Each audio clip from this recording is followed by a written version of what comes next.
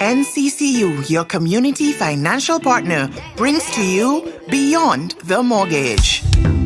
Affordable rates, affordable price, NCCU, everything nice. Go do a course, go take a trip.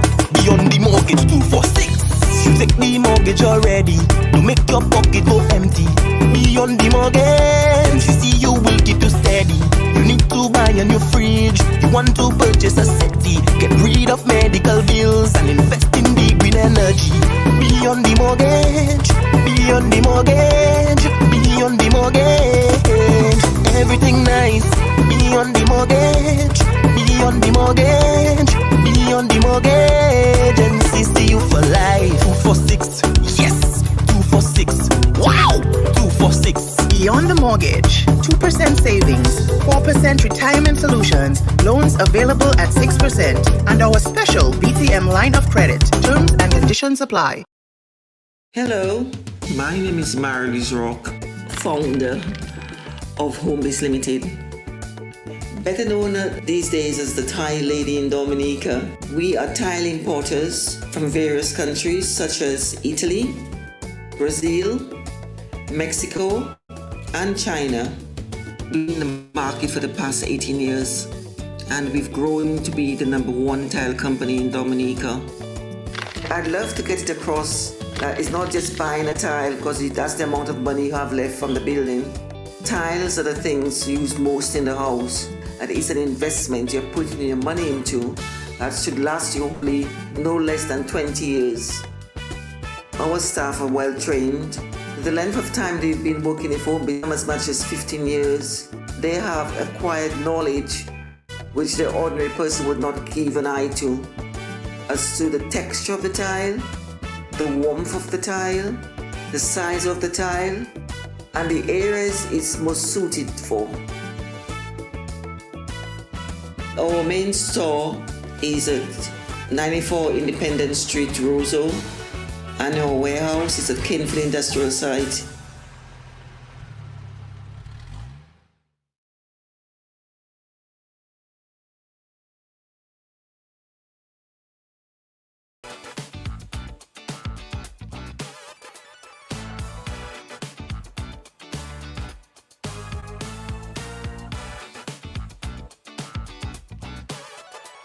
Blast Gaming presents its biggest job whatever.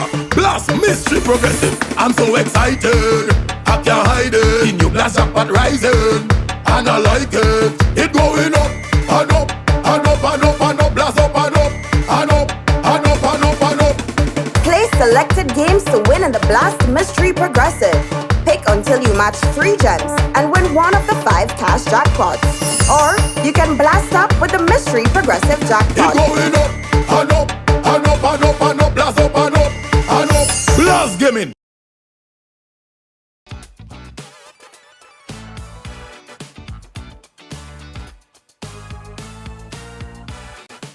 Hello.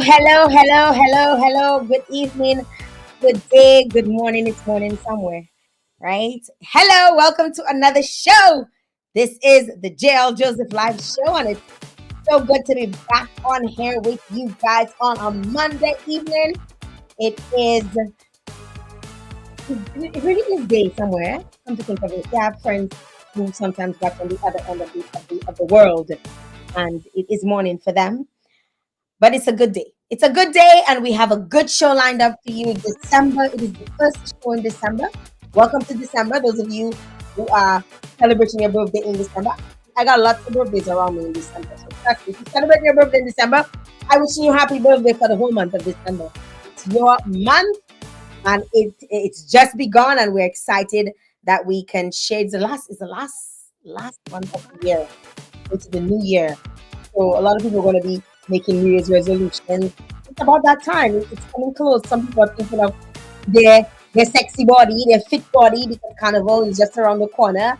And some people probably thinking right about now what they're going to paint, how they're going to paint their house, if they need to put an extra bedroom before Christmas, if they have to buy new curtains, yes, if they have to put new tiles, all of that you're going to be thinking about because it is about that time. Some of you may have started your renovations late. Some of you, it might just not be have been a late fee. It might have been a thing that happened because that's when you get paid. So the money rolling, right? But needless to say, December is a month for a lot of celebration, whether you celebrate the birth of Christ or you celebrate Kwanzaa, you celebrate whatever you celebrate. You celebrate in life. Yes, December is that kind of month. It's a celebratory month. And I know a lot of folks have already put up their Christmas tree because some folks do kind of celebrate American Thanksgiving. I don't know why, but that's another story. We'll get into on another show. That's another show. But I call it turkey. I call it Turkey Thursday, right? But if you celebrate Thanksgiving, oh well, that's you. That's you. I like the fact that they have a Turkey Thursday, and right before, right after the holidays, or even leading up to that holiday, you find people start putting out their Christmas tree. And Dominicans and Caribbean people have adopted that, where a lot of Dominicans are putting out their Christmas tree in sync with American Thanksgiving. Two quotes, right? Thanksgiving.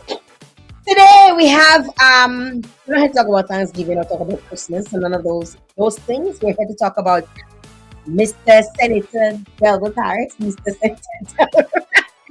We're gonna be here. We're gonna be talking to him. He's already in the lobby, and we are going to be getting to know him a little bit better. And I'll tell you, because Delbert is no stranger to me, at least. So I think it'll be a very comfortable conversation. So don't be alarmed if you come here for Beth. Probably you should be here because this is not what it is. I've known Delbert for quite some time. So we're gonna be talking. It's going to be a conversation. Just heard the news. I just heard the news. Delbert was supposed to be a guest on my show, and it just happened. News drop. And we all heard the news that he is one of those who are hopeful that he could be the next leader of the United Workers Party, and hopefully form an opposition. We'll talk about where he wants to go with this. We're gonna talk. We're gonna have a good time. He's somebody that I've spoken to many times, and we've always had really good conversations. So I don't think this is going to go any other way than that way. All right. I want to say thank you very much to my sponsors. Without them, there will be no this. All right. And I just want to really, really acknowledge them and thank them for the tremendous support. I want to thank the Dominica National Lottery. They're the ones who do the blast, and they have a new blast game that's going on through their blast. A new game that's going on through blast that is obviously fueled by or powered by the Dominica National Lottery. I also want to say thank you very much to Homebase Limited. They are the importers of tiles, tiling for anywhere in your home, Italian tiles, Brazilian tiles. They are the one of the main importers, and they have really, really exquisite pieces at their location. And also want to say thank you very much to the National Cooperative Credit Union, that's the NCCU, with their Beyond the Mortgage, obviously, is one of the things that we have currently running. And also they have a Christmas deal, which we'll talk a little bit about during the course of the show. They have a Christmas deal going on. I'm just going to ask my producer to pull that up for me. But yes, we have a show lined up, and I want to say thank you to the sponsors. Those of you on Facebook, those of you on LinkedIn, those of you on YouTube. Special good evening to all of you. And once you're coming in, I gave you guys a little bit of time to come in. Once you're coming in, let us know where you're locked in from. I'd like to know where my people are coming from, where they're hailing from, where they're logged in from. So drop a note and let me know where you are connecting with me from, what country you're situated. We'd love to kind of get a sense of where we're warming you up or cooling you down, whichever way you want it, right? I'm giving it to you, all right? So good evening, everyone. I see Alex is on. Lorraine Henderson Reed is on. Pinky Dinard is on. Shara present, Miss Yes, Lula. Miranda is watching from cold New Jersey. Miranda, I wish I could send you some heat, but our rough. Desta says, ask the real questions, Jael. Ask the real questions. What is the real questions? I don't ask fake questions. I don't remember when I just ask fake questions. My questions always real. So if all your customer fake questions, or you listening to the wrong shows. Tamara, good evening to you. I see you. Antigua locked in. Wayne James, Sylvania is locked in. Philly in the house. Paul Casse is locked in. Good evening. Hi, Herslin. Good evening to you. Good evening to all of you. That's Jadani. Esther James is locked in from Florida. We're getting them. Present Miss, present Miss, present Miss. All right, they're coming in. The class is about to start, and we're about to get this show on the road. All right. If you guys have questions, drop them in the box. Drop them in the comments during the show, and I will do my best. And I'm making promises, and I'm going to ask you a question, because if your questions, not questions I'm interested in knowing, I probably will not ask. So, but I'm just letting you know, with the questions too. And I Simeon is there, Al is there, Nisha, Nisha is there. Thank you, love. My little darling. Shelly Basil is here in the cold. She say, plus Sault Marie in Ontario on the 30 centimeters of snow, dear. We yes, my girl. Just a little bit. So stay so. We call it snow. Yes.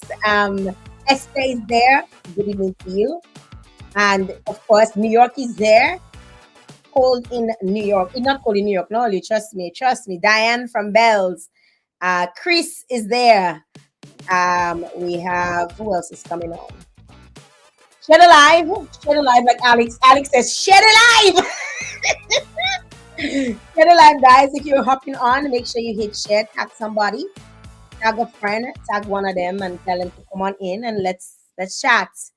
Let's chat. I don't know what is the real questions all you want me to ask. There's somebody else is messaging me on WhatsApp. Jen, make sure you ask me real. Oh, there are some fake questions, man. Somebody, well, listen to that. Why? I am dead. Welcome to the Jael Joseph live show, where Jael Joseph will be asking the questions. Now, we're gonna get started, guys. We're gonna get this show on the road. Thank you again for your patronage. Thank you for coming online, and thank you for tuning in. You could be anywhere else in the world, and you're supposed to be here. I need you to be here either for me or for the guests, but I appreciate you, and I appreciate your presence here this evening, and I appreciate when you share the live even better. I'll appreciate you even more. All right, let's get the show on the road. I want to welcome for the very first time on my show. So I've known Delbert, like I said, for quite some time, for quite a few years, and he's somebody like we could just stand up, would meet up randomly. We met up so many times, not planned. I'd be probably on Independence Street. He'd be coming out of his father's office, and we just stand up in the corner and just talk like about everything under the sun.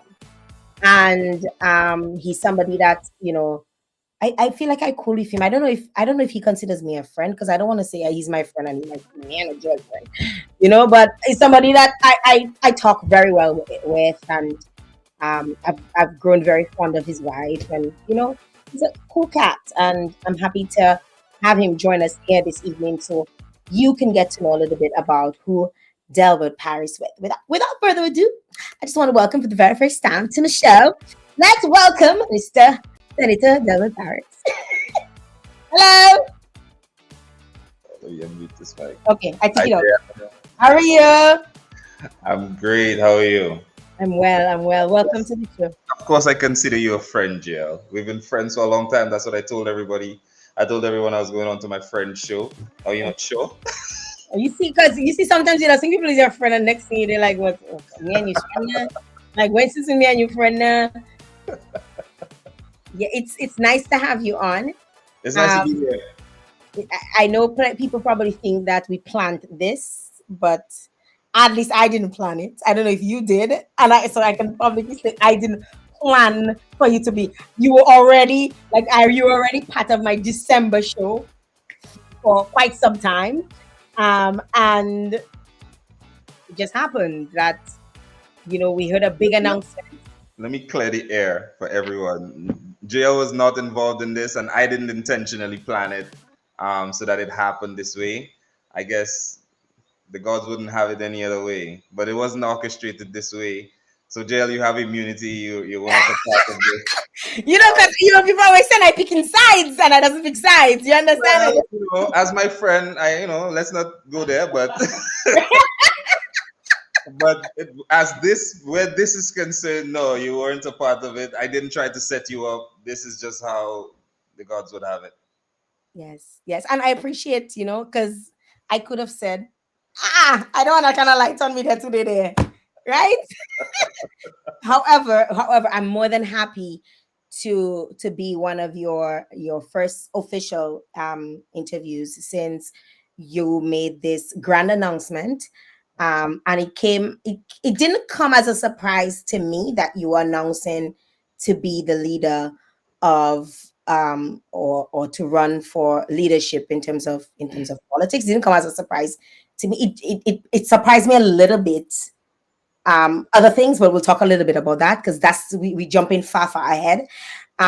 Because initially I wanted you to come on my show as Delbert Paris, the person I consider my friend, as well as the person I have grown quite fond of listening to when you're in, like many people, and many people will share the very same sentiments as I do. And when it's real, I say it's real. When it's cautionary, I say it's cautionary.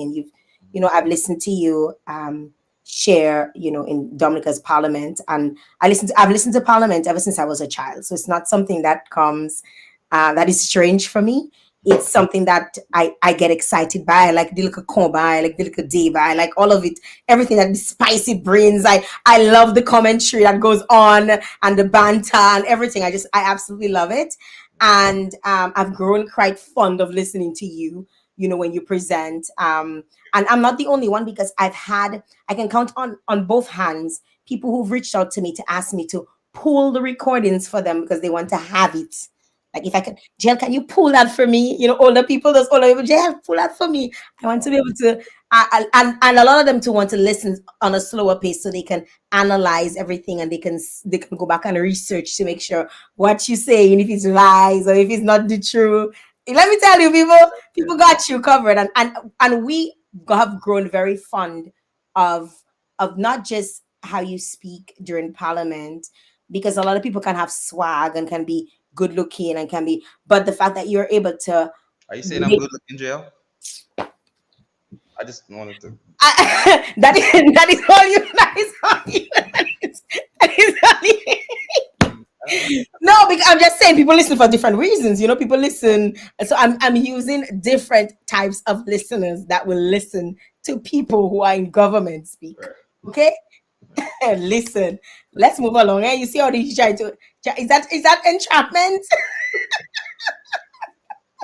You try to trap my words. No. I just for clarity. Okay. Clarity. But Talbot, you're a good looking man. You're a good looking man. And Thank you you were one of the original beard gangs. You were one of the first people that had a full face of beard. And I sure a lot of guys say, well, how Mr. Beard growing so full? And because you were one of the first I saw, at least in Dominica, a younger guy with a full face of and you carried very well. People, girls are on there. You're so very handsome. Oh my God, people calling you Del, like short bunch. Who's Del? Your nicknames already? Well, the nicknames are coming out right about now. But I want to kind of get to start from the beginning. When you would have been a child.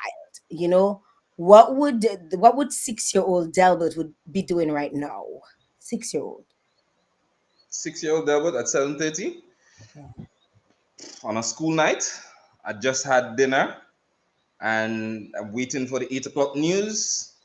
And right after the 8 o'clock news on mapping, remember back in the day? Yes. And right after that, bed at 6.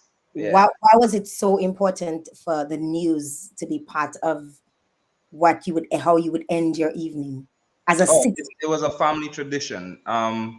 You had to know what's going on. You had to know what's going on. My parents looked at the news religiously. My father, my mother was always on top of things, and it became a thing that was part of the household. You had to read. You didn't get to spend all the time watching cartoons and all those things. You did, but not all of your time. You had to know what happened in the news, and we had to read the papers. So it was cultural at home. That's what we did. You had to go to church. So you had all of those things. So it was cultural. School night after the news, you know what's going on. Go to bed because you had to be up early and get out of the house to be at school on time. And back in those days, you had to catch the bus, and bus wasn't waiting for anybody. It's not like today where a lot of parents drop their children to school. Mm-hmm. You had to get out. You had to drink tea, and you had to catch the bus at 6 Where a.m. where the bus? Where would be the bus coming from? That day. What in Northeast? I grew up in Margaret, so um, it would we rode on a bus. This gentleman first it was a Mr. Dinard from Margaret. That was the bus that we took. Everybody from the entire Northeast, from St. Andrews. Back in the day, you had Martin Secondary. All of those kids would know Mr. Dinard. He was a taxi driver. He used to drive at he was after he dropped school children off in the morning. He would be at the airport. So everybody knew Mr. Denard. Mr. Denard would be early. You'd hear the horn. If you're not by the road, yeah, you got to figure it out because that's one trip. Yeah, it's one So trip. where did you take the bus to? Like, was it higher up or like where No, exactly? so I went to school in Wesley. I went to primary school in Wesley. Oh, Back in you the day, did. there was Okay. Marley SDA. Marley S. Oh, so you So grew up in a Seventh-day Adventist home, grew and up in one the Adventist home and I was church school. Yeah. Well, at least up until high school. you were church school. Yeah. You were beating Jesus into your head, whether you like it or not. In Jesus' name. Were you an only child? What was your No, house like? I'm not an only child. I'm one of four. I have three older siblings, three Mhm. older You're the female baby. siblings. Yeah, I'm the baby. I'm the baby of the family. Fortunate or unfortunate. But I have three older siblings, and so it's a household of six. My mom and dad, four of us. Your Um, your, your siblings I your have a siblings are not here right now. They're not on the call right now. But I'm interested to know what if I all ask my them. siblings are on the call, Jael. They're I mean, all they're watching, they're viewing, but they're not interviewing with us right now. yeah. Um, if I had to ask them individually about you, what would they say? What would they say about you as a child? What you were, what type of person you were as a child? I was troublesome, All of them would say that. of course. Every one of them. I was very sweet. I was very kind because my parents are my mother in particular. She's very empathetic to people, and I Okay. spend a lot of time with my mom. So she taught me that. So I have a lot of empathy for people. I'm You always soft. So you soft. He's a softie. no, I'm empathetic. So I always want to help. I always want to be involved. Uh-huh. But I'm a boy. I was typical country boy. I would open the radio. I would be involved in everything. My sisters would say that I'm troublesome, of course. Wow. Wow. That's wonderful. That's wonderful to hear that you were troublesome. Like most boys, you were just being a boy. Oh yeah. Uh, so from primary school, where did you go next? Where did you remain in Marigot? Where did you go? No, I went to high school in Portsmouth at the Dominica Seventh Adventist Secondary. At that time, now it's the Sir Arthur Waldron Academy. Okay. That's where Okay. I went to. That's where I went to high school. Um, Beautiful high school, my alma mater. I love that place. I love all the teachers down there. And I love the Portsmouth community too. I lived there for a season as well. Hmm. I had family down there that lived there, so we spent a lot of time in Portsmouth. Yeah, that's where. And I was What was fortunate to be head boy as well during my years at school. what was it like being in high school? Like being in, I mean, obviously you're raised in a Christian home, so you went to a Christian primary, a Christian secondary school. Mhm. Um, what was it like now being in the town in Portsmouth and having to go to another Christian, was that something that, because I know some people are like just waiting for them to like branch out and go so they can get out of the family home in terms of really, well, especially with religion. When we Right. raised, and I know I was one of those. I was raised in a very religious home and I couldn't wait for me Right. to get out. Right? Was that the case for you? And if not, what was that like? Jael, I still have secrets that I haven't told my parents yet, so I'm not sure what you're trying to get at. I'm not sure what you're trying to get at, but it was like high school. It was high school. it was high school. We did everything. We was involved in everything, but I was pretty disciplined. I would push the envelope, but I was pretty disciplined. I was involved in athletics. I was involved in football at one time.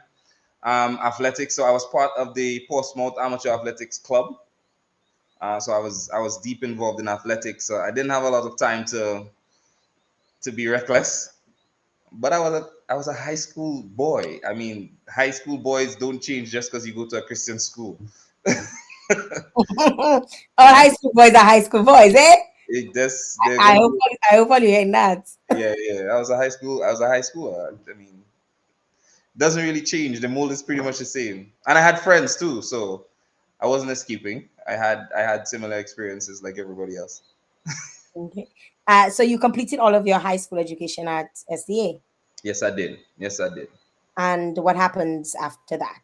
After that, After that, I get into the work world for a bit, into construction. Well, that's where my summers were spent.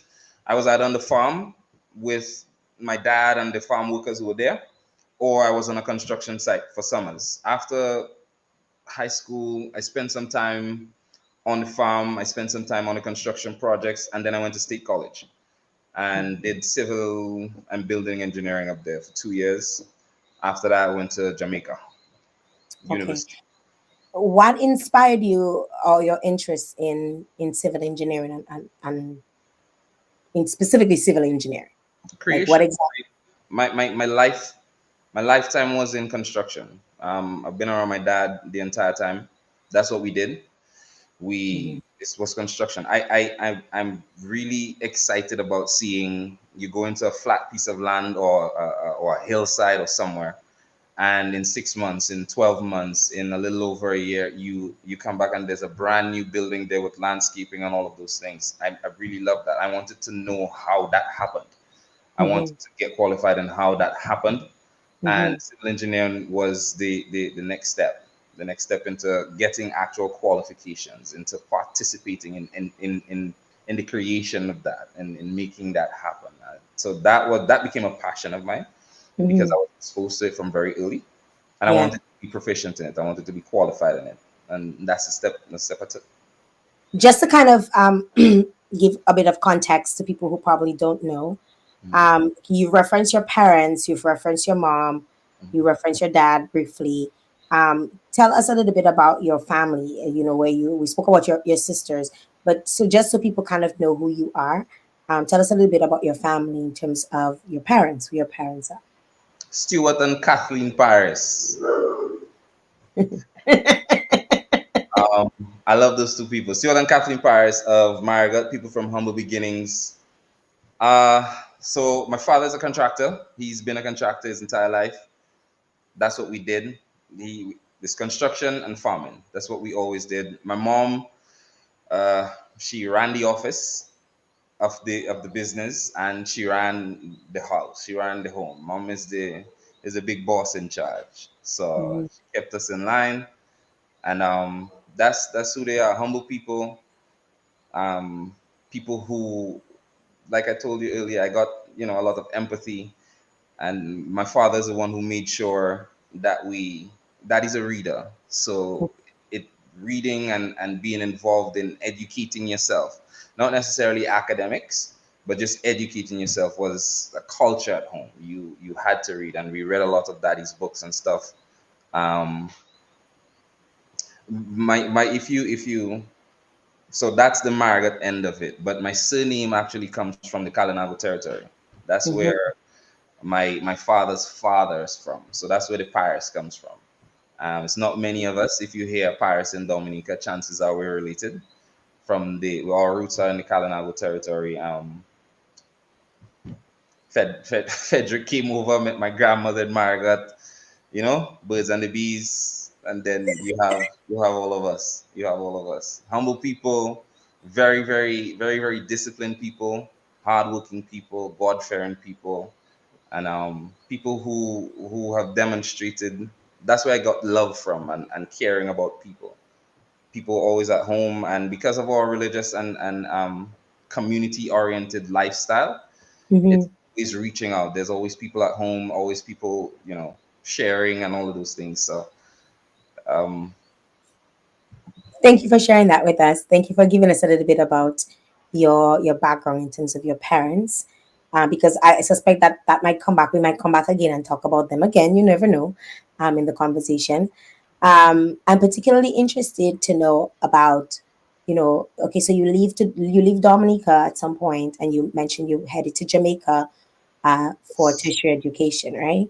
yes. Um, can you tell us a little bit about your time in Jamaica? And this is something that I'm always so curious to know about how students move through the Caribbean in terms of education and what you get out of it, because you end up in school with all of these different islands, different, island people and stuff. So what was your time like in Jamaica? Share some of that with us.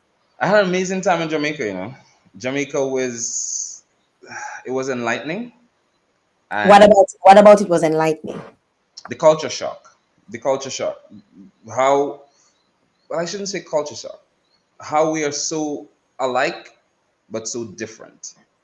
The way people relate to each other.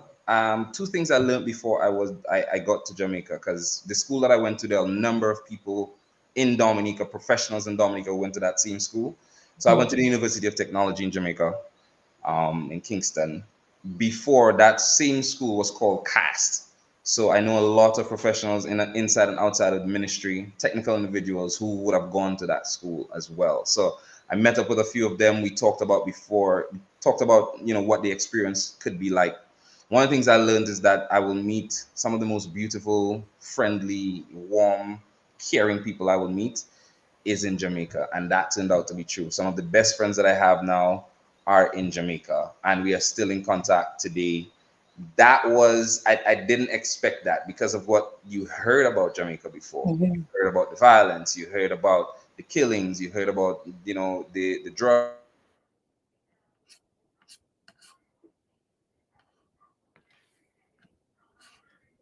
alcohol, Not sure.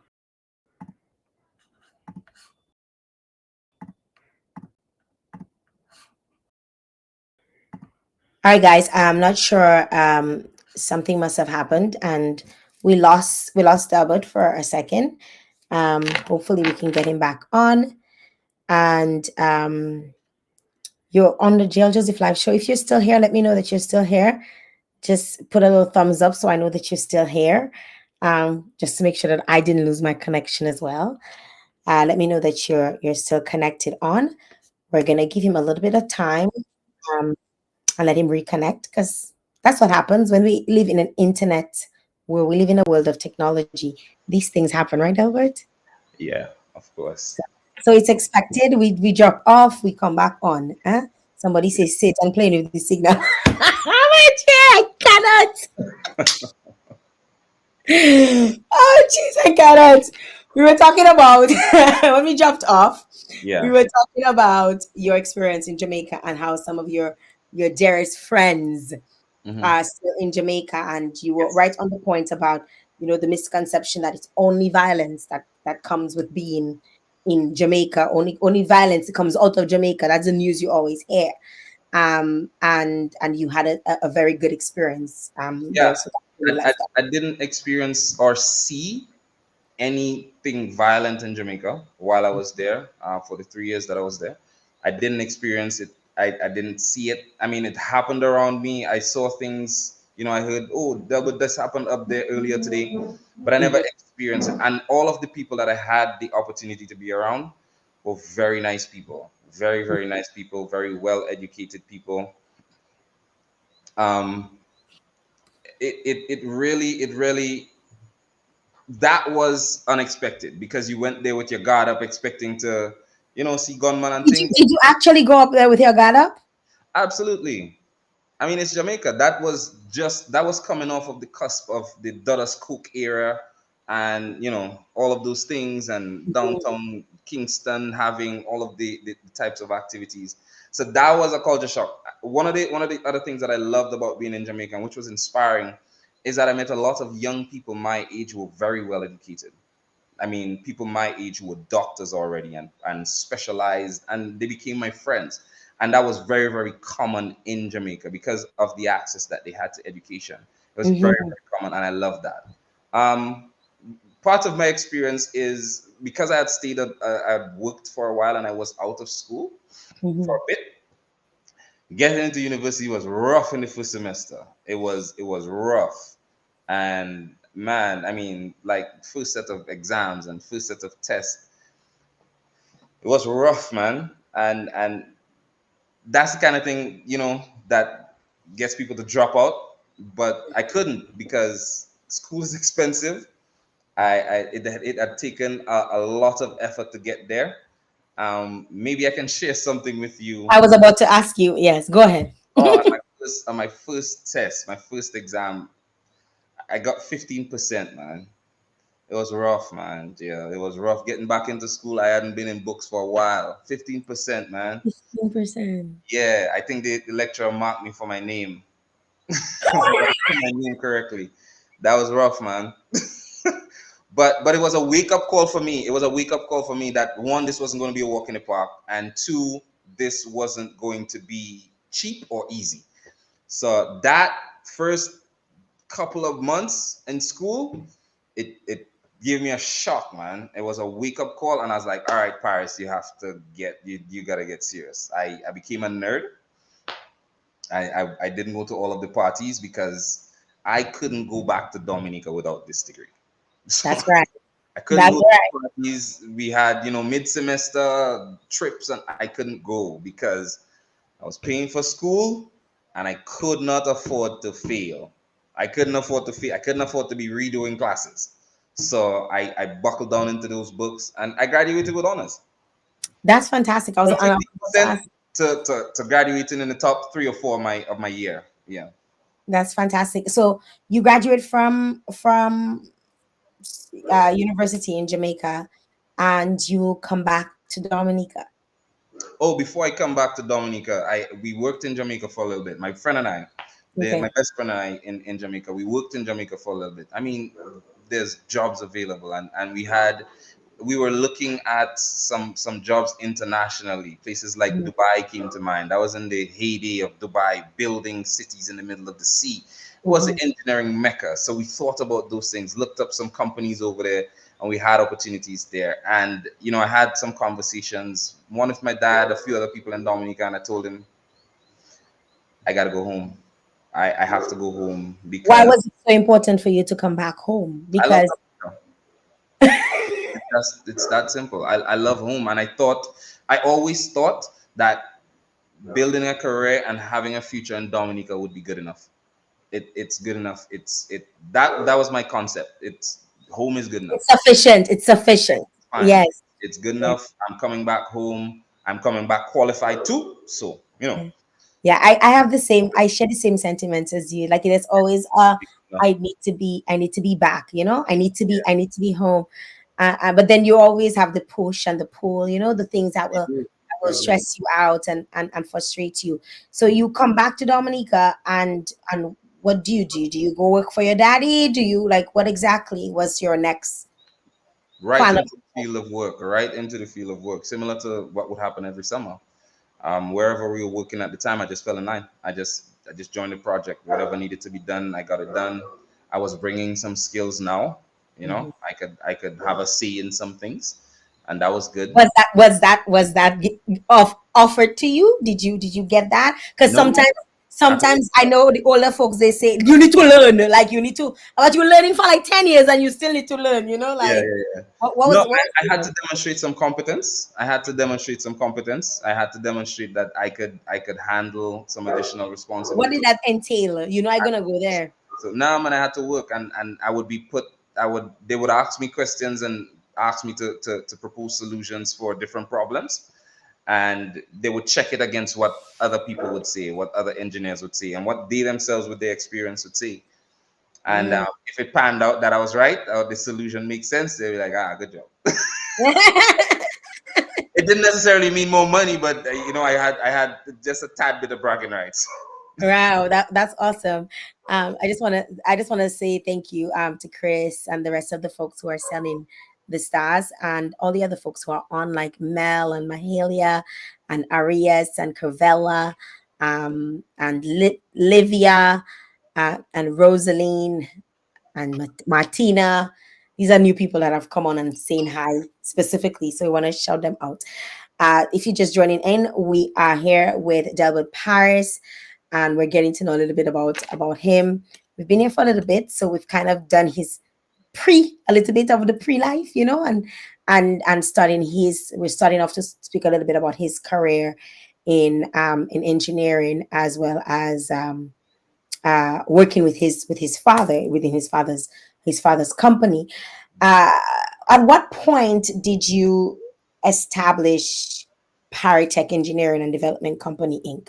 Was that something that you initiated? It? Like, how did that come about? What really inspired that shift? No, Paritech was born out of the COVID era. A lot of things happened during the COVID era. So coming off of fluctuation in the construction sector, as it is, it's sometimes seasonal, and there's fluctuations. And then, so you have Erica, you have Maria, you have COVID, you have all those things. Um, some tough decisions had to be made about our existing firm, Mm-hmm. and we had to decide how we wanted to chart going forward. So Paritech was a baby that was born out of the COVID era, being having to make new decisions and positionings going forward for the family business, and that's what we had to do. We wanted also to expand our reach and expand the services that we offered to people. There are a few other things that we were involved into that we decided to bring under the umbrella of one company, and that's what we did. We made some tough choices, and Paritech was born. Well, and tell us about the structure of it in terms of what role do you currently play at the establishment? What is your day look? What does the day of Delbert look like? Director of operations and engineering. Okay. So I'm on the projects when we do have projects, obviously seasonal. I'm usually managing the back end. Fortunately enough, well, I would have been dragged through the mud my entire childhood and my teenage years. So sometimes I get to wear long sleeves, and I go on the site and I help with problem solving and planning and project management, making sure that we're on time, making sure that we're using our resources well, and making sure that we're hitting our targets and delivering a quality service. So that's a nutshell to say plenty different things. Okay. But also, I'm really excited about getting my hands dirty as well. Getting my hands dirty, and because that's my history, right? That's where I'm from. I'll give you an experience. One day we was on a site and we were pouring concrete. Because I studied concrete as well. I have a love for it and a love for how it's supposed to be to Really? handle. Yeah, I do. It's and I because of my experience going to all those trainings. I don't know if you have any engineers from UE on here. Dr. Robin Osborne is a mentor of mine. I spent some time with him when he came down to Dominica, did some trainings, and the passion that I saw him have for concrete and concrete science, I developed a love for concrete. So the concrete truck comes on, and I go up to the truck and I look inside and I touch it, and I test the temperature to make sure that the concrete is good. And somebody was asking me, well, why are you doing that? Do you know the concrete gonna strip your hands? And it's different because as someone who understands concrete, the texture makes a difference, the color makes a difference, the Tell temperature. us, tell us about different, because right now I'm just here. I'm like, Mobate James Afsa. I am like, there's a whole science to concrete. I mean, there is a whole science, but I never thought about it until you So brought it I'll give you one because we can't do a whole science class tonight, but I'll give you one of the tests that you can do with concrete to test its integrity. up. Okay. Concrete is only supposed to remain in a concrete truck for a certain amount of time without any additives, right? One of the ways you can test to see if the concrete is good on a project site, local people would say to see if it burn, is to Mhm. test the temperature of it. Mhm. If your concrete is hot, like you can't touch it, chances are it's not good. It's what's considered to be burnt. And that's how you see a lot of cracks, like widespread cracking. That is one of the reasons why that What happens, because it happens? stayed too long on the Ah, truck without any additives or retarders or things like that. So that's one of the reasons I touch it. Even if you so what can, is it supposed to feel like? Like wettish and cold? Like yeah, cold, cold, cold. yeah, it's supposed to feel like normal temperature. It's not supposed to feel like it's boiling at all. So that's Mm. one of the things. So being on the site, if I'm on a site where we're pouring concrete, you're going to see me do that. Just because one of where my background, the professional training, being around scientists that have studied concrete, you will see me do things like that. Because You I know, I never knew that. I'm not even saying that because I'm trying to be like, I never really knew that there was a, you had to test the yeah, concrete. concrete can burn. Yeah, Concrete can burn. And I was like, oh my God, like I never knew that. Well, I guess, some professionals can also tell if the concrete doesn't have enough cement based on how it looks. You can tell based on the color. Um, you can tell whether the cement content is good enough and that you kind of. probably some people on their life probably saying, like, why do I need to know that? I'll tell you why I need to know that. Delbert grew up doing construction with his dad. I grew up doing construction with my dad, right? As a girl, right? And he would let me do certain things like, rub off when the do the rubbing, Yeah. wet and rub. That was like I used to be sick and tired of that. He'd let me do those kinds of work and not the, plastering, like the actual concrete and stuff. So I never so for me hearing that, I was just like, I didn't know that. How comes I didn't know that? Like I feel almost like I should have known that. Yeah. That's something that I felt I was deprived of. Interesting enough, that those two things I didn't learn them in school. I learned them on the site. I learned them See, from there you practice on go. the There site. you go. So There it, you it go. it gave me an advantage when I went to school. Your daddy's on. Your daddy's on Is right. he? Yeah. So he's saying good evening. Seems to me this young man have come to the kingdom for such a time as this. There is hope for Dominica after all. Paris. Your dad is on. Okay, so I'm glad other people are on the live saying that they learned something new. Like it is, I honestly didn't know, and I'm not interested in concrete now. But the fact that I was that was part of my childhood. Right, I just was like, right, oh, right, right. I didn't know that. So that thank you for sharing that with us. So you form Paritech Engineering, Mhm. but you also manage operations at your family owned farm.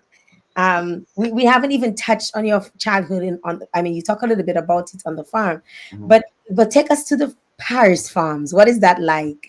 Also, Um, please. And the next time in Dominica, I'd like to offer you a talk I on would the love to come. farm. Yes, yes, Um, I've heard about it, so I would love to come. so it's a beautiful place. But we general farmers. My father taught me this saying when I was a child that he learned from his. I'm not sure where he learned it, but I know that his grandmother taught it to him as well. He says that a farmer, every day that he doesn't have money, he will have food, and every day after that, he will have both. So that's why we love farming, because you can't get away from the soil. As a That farmer, is if you can plant so your own food, good if information. you can plant your own food, you're never out of food. And just a farmer, the day that you don't have money, you will always have food, and every day after that, you have both. That is So, good. so that philosophy keeps me on the ground. It keeps me grounded. Um, so we spent a lot of time on the farm. The weekends were on the farm. The evenings, the if I'm home early, well, I was always home early from school. Once daddy came home in daylight, we'd run to the farm. We would have everything from yams to dashings to plantain, bananas, all the way up to anthuriums, and we exported those once upon a time. There was a season where we exported a lot of anthuriums, and until we got heavily into cocoa.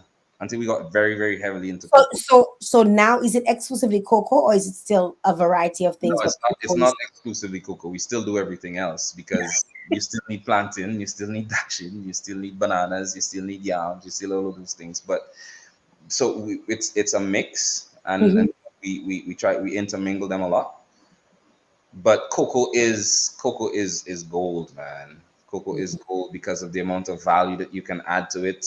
Also, there's a massive amount of health benefits associated with it. Mhm. Once we got into it and understood the science of it, the entire family, both Linda and myself, Linda is my sister, Mhm.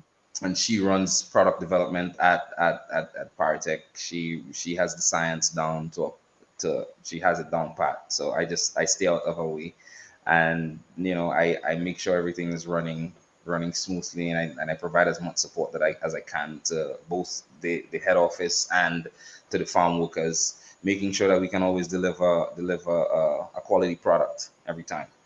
Mm.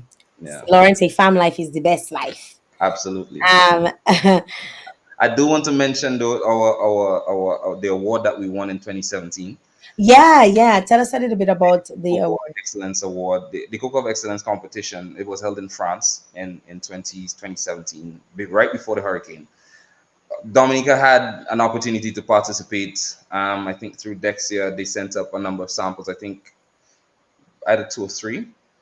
Two of them cleared the first level of of of the competition, and only one made it to the final round, and that was ours. And that was pretty big. The reason I love that story, and I love the fact that Dominica we were able to bring that home for Dominica, is because it's not just about us. We didn't do anything special to win the award. I mean, delivering a quality Excellent product, product. yes, Yes. but everybody in Dominica can do that. Everywhere in Dominica has the same soil. Dominica is one of 10 countries that produces fine and flavor cocoa, 100% fine and flavor cocoa around the world. What is fine and flavor cocoa? So there are two different types, right? Fine and flavor is where you get all the notes, all the fruity notes that gives it the flavor that is that chocolatiers are searching after. And then you have bulk, So which so wait a while, wait a while, wait a while. Don't go too fast. So you're talking about fine and flavored cocoa and saying that Dominica, anybody in Dominica. So that not that is not a part of the product. It's part of the soil. Is that It's what you're part of the soil. It's part of the soil. It's part of the type of cocoa that grows here. And we can go into the different types. We can go into the Trinitario. We can go into the Forestario. And you all will those. come and get a tour of the farm to get to know that part. Absolutely, absolutely. I'm just kind of shocked again that it has to do with the soil It's the and soil. It's the soil. It's the soil and the environment that creates that type of cocoa.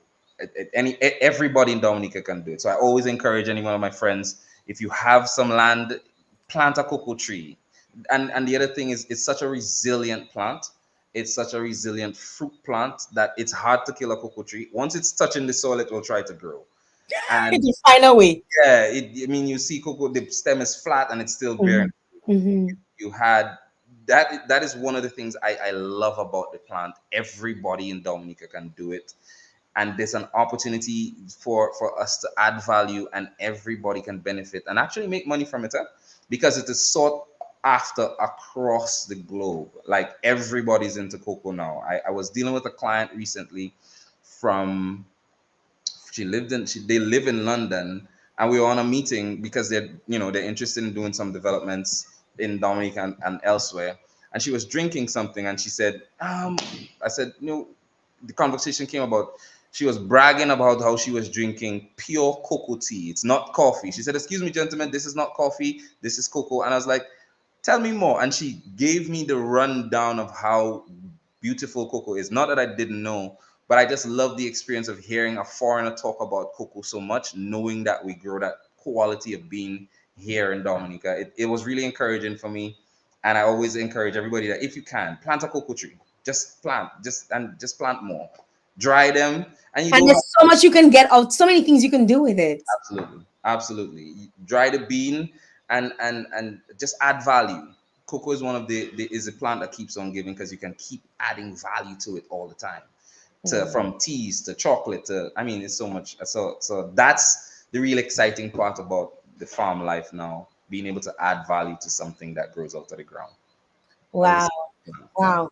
I'm trying to go in my brain. I'm trying to go in a certain order, and I don't want to miss anything. So there's an order going on in my brain because I'm not really utilizing notes per se. I'm just really just going off of what your bio, going off of a few questions you play here and there with. But I am interested to know because you're obviously you have a family. So where because we like to leave the family part for last sometimes Right. but but I you have a beautiful family. I know your wife. I've known her way before I knew you, way Right. before she knew you as well. And when did that happen? Tell us a little bit about when you met your wife, Sherez. It is interesting. It is interesting the first meet, how we met, because I met Sherez when I was being inducted into the Rotary Club of Dominica. That's the night we met. Um, Again, volunteerism. I joined this beautiful group. Shout out to Tamara Lowe James now. Tamara Lowe James, who invited me into the club, thought that I had some value that I could add to the Rotary Society, and she invited me to the club. So I was being introduced into the club that night, and this beautiful girl walked into the door, and she sat at my table, and the rest is history. Wow. The Wow. rest is history. We have a family now. We have a beautiful daughter that is a well blended mix of a mother and I. I don't know about that. No, I think she passed all you. You're on another level. Daughter, so you know exactly what you're talking about. She on another, she I think she like two notes above you. You have met her, so you know what you're talking about. She is a ray of sunshine, but she's a daddy's girl. Eh? She She's is a a daddy's daddy's girl. girl. I noticed that. You know when I noticed that? Well, I've seen it a few times, but I noticed it even more when she was performing at the Creole, and Girl she's day, right? watching to see if you're watching. She's not Yeah, watching her mother that have the camera, She looking for her daddy. I yeah, said, well, yeah. I said, you your mommy over there. She could care less what her mommy is doing. It's daddy. Sharon said, So she does everything for that. Everything is daddy. Yeah, that's my big girl. She doesn't allow me to call her baby anymore. She's 5, and she said, "Daddy, I'm not a baby. I'm a big girl." So Oh, okay, okay. What is it like having a little girl? Like having to raise a. it's amazing, man. It is amazing, and it keeps me on my toes, because now I have to watch everything that I say, because I can't use bad words. Um, I have to watch my every move, because she's. I remember one day Shara said to me, "That girl looks at you and she takes notes." So I have to constantly be setting a good example. So it's good for me too. And not just what you say in front of her, but what you say to her mother, because that will be the expectation that she'd have when it Absolutely, comes to she looking for somebody, a partner. She have to say, it's like her daddy has to be her first love, absolutely, and and anybody, demonstrate love too. So right? And yeah, anything that comes after that for her, she's gonna be like, well, if my daddy treats me like that, I shouldn't let you treat me that way, you exactly, know. exactly. So So I have to keep that at the forefront of my mind. yes, Not that it's something that I wouldn't keep there, but you don't want to be negligent, because there's somebody looking at you and taking notes. there is So somebody that's looking good. at you. I've gotten her into the farming. She loves farming too. So right now we have cucumbers in the yard, we have melons in the yard, we have tomatoes in the yard, all planted by my daughter and I. But I can't take credit for it. She checks on them every day. She waters them every day. So that's good. I've already passed. I've begun to pass down what my dad But taught dad, me. that's Yeah, being fantastic. connected to the soil. So I love that experience. You mentioned Rotary and your passion for volunteerism. Yeah. Um, Obviously, I would expect that to have come out from your home growing up. Mhm. But like, when did you decide that this is like? Because sometimes people grow up in homes where that is part of what they know, but Yes. then when they become adults, you're like, what, but you've continued to volunteer, not just when you served, well, you once a Rotarian. I've heard always a Rotarian, so Absolutely. so you'll tell me a little bit about that. But When did that interest in continuing develop, and what is your journey been like in terms of the service that you've done for community and so on? So continuing in Rotary for me was sort of like a natural progression, because I've always been, like I told you, that's how my family structure is. That's it comes normal to want to give back, to want to participate, to want to volunteer. It's sort of cultural for us as a family. So coming back to Dominica after university, getting involved in Rotary was just a chance to do it on a bigger scale, chance to have more reach and to have more connection with people and to serve on a bigger platform. So when I was introduced to Rotary, I jumped on it immediately because one, that type of thing wasn't foreign, but also getting to do more of it was pretty exciting for me. So some of the things that are cultural about Rotary is that on every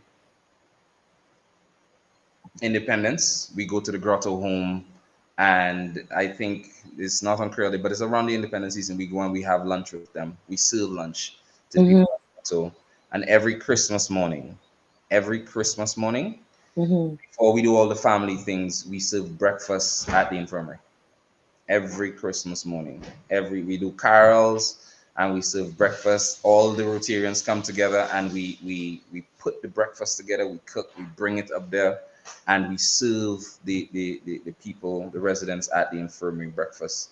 That's just rain or sun, hurricane, whatever. Rotaries, you can find Rotarians there every Christmas morning.